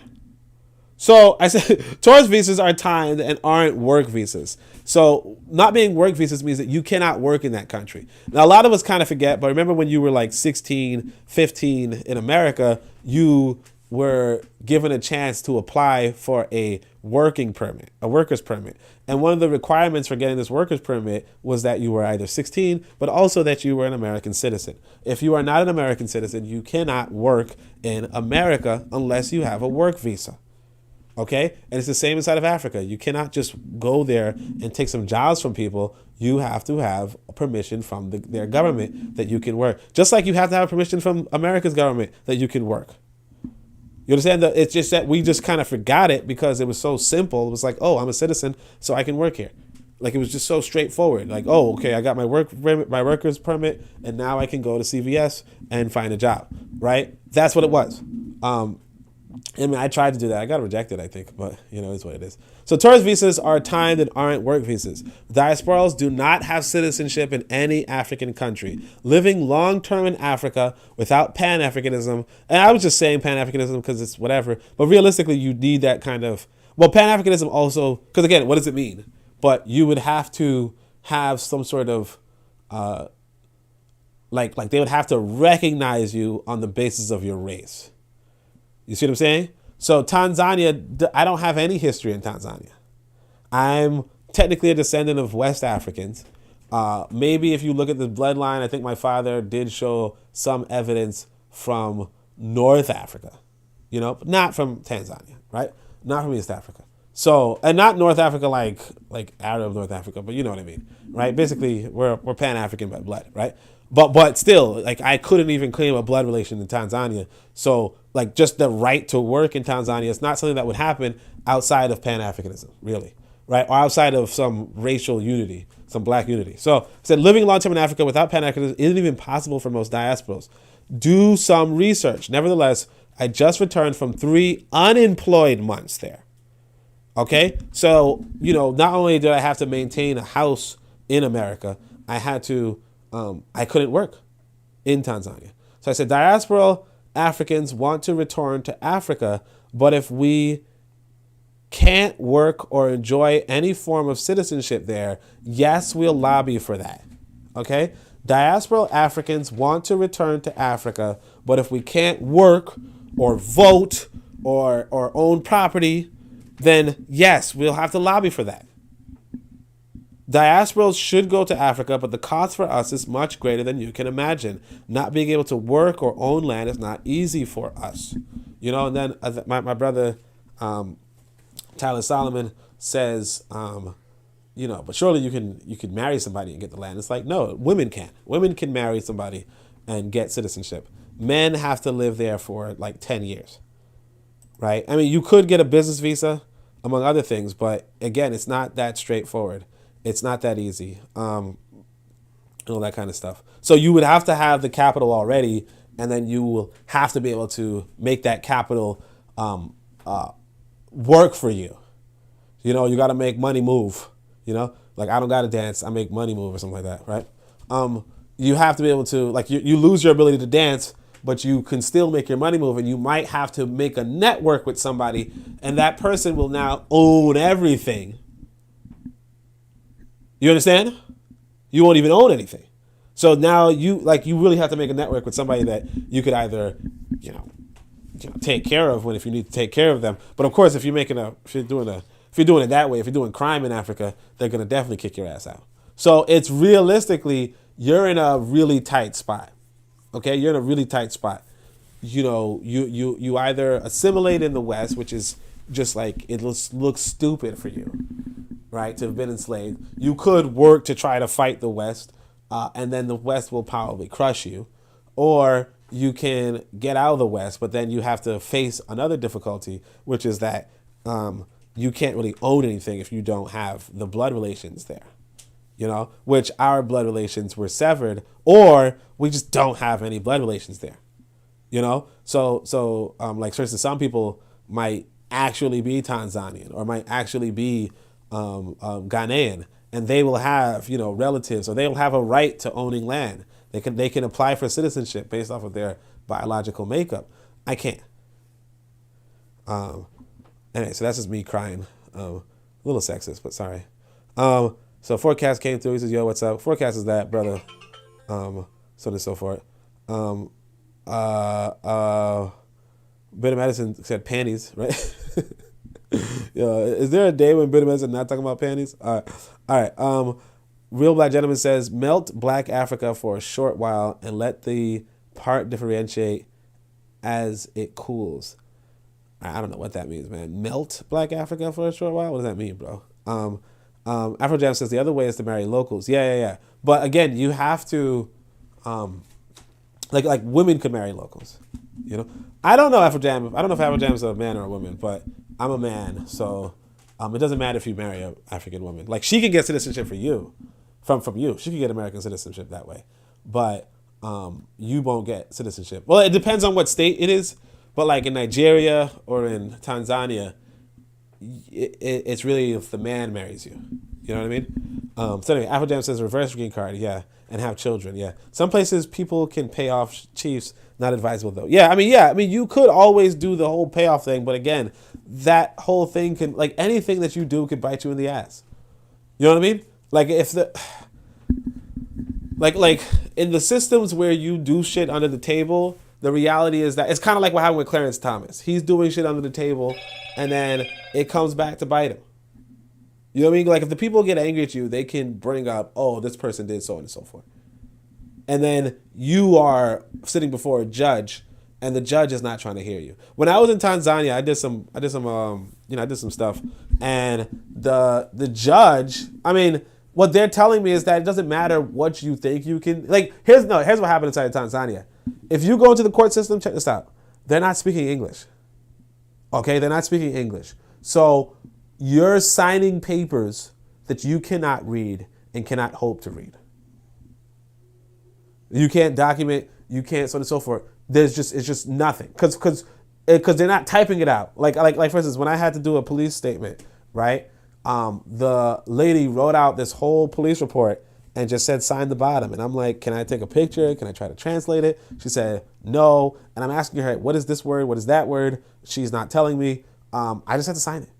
It's a totally, I mean, obviously I would recommend you learn the language and wherever you're trying to go. It's and like, obviously there are countries that operate in English. I don't personally want to mess with a country that operates in English. It is what it is. But all that to say that, the whole corruption thing, you can try it, but it's going to come back to you. Because that's what happened with me and another sister. We made a deal. I could, do so on and so forth, and, whatever. And then because I didn't, she wanted to extort me, right? And I was like, I'm not down with the extortion, right? She called the police on me. You understand? Because essentially, I didn't know it, but apparently it was borderline illegal, whatever the deal was. You get what I'm saying? And I don't want to say what it is because, like I said, this brother attacked me over it. But let's just say that. All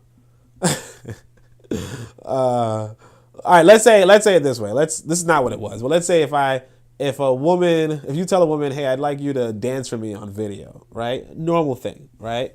I'd like for you to dance with me on video, right? She's like, cool, right? So she dances for you.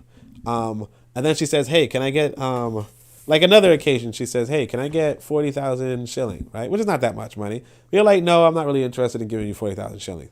She says, okay, cool. Then she calls the police on you. And she tells the police, this guy has a video of me dancing, right? And you're like, yeah, of course I do. Because we said, you're like, who cares? Like, you said it was cool. And the police are like, hey, you just broke the cyber security. Like, you just broke the cyber law. Like, you broke a cyber acts, whatever. And you're like, what is that? And they're like, you cannot have pornography. You see what I'm saying? So, yeah, if you cut a deal with a person, a chief or whatever, you can do that. But then you're essentially, that chief is only cutting that deal with you because they know they can extort you. And if you don't follow along, they will continue to extort or harass you. So what happens is that I get arrested by the police, and the police now begin to extort me for more money than what she was asking for. But of course, I'm okay with that because, I don't really care about the little money. The police now extort me for 100,000. You see what I'm saying?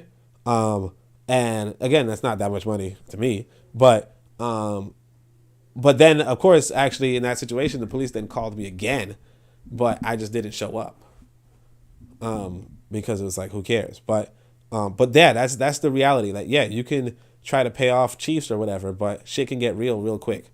And then you might just end up being kicked out of the country if you don't play the game of being extorted, right? Real Black Gentleman says, the scroller cut off my earlier comment on the YT chat. Read the YT chat. Oh, sorry, YT chat. Oh, is it on the screen? I don't even know. Let me see the live chat. I'm on, he says, oh, okay. Sometimes I think a hypothetical temporary fusion of Black Africa in order to sift out the true natural fissures and gradients in order to have an autonomous understanding of African people's true bounds melt Black Africa for a short while and let the parts differentiate. What I would say to this is this. Realistically, you just need to, I think the Chinese model just makes a lot more sense. You have the local government and you just choose among the locals to have federal and national representation. You just choose among the locals. You just have a big political party because it doesn't really matter. Like this whole, what are the borders? What is this? Like that's not that important. It's not that real. Realistically, what you need is the national or Africa on a large scale to have control of these resources and to have a leveraging capability. It stands like this, right? Like, again, it really comes back to economics. It really comes back to markets, right? If I want a bottle of water, right, I can get it for, let's say I can get a bottle of water for $1, right? If I meet a bunch of people who are selling water, right, and they're competing against each other to sell their water bottle, right? Basically, you say you're a child and you sell water, right? You want to sell your inventory so you can go home and, enjoy your money, enjoy your profits, right? So you're willing to sell for less than $1 if it means that you can sell everything.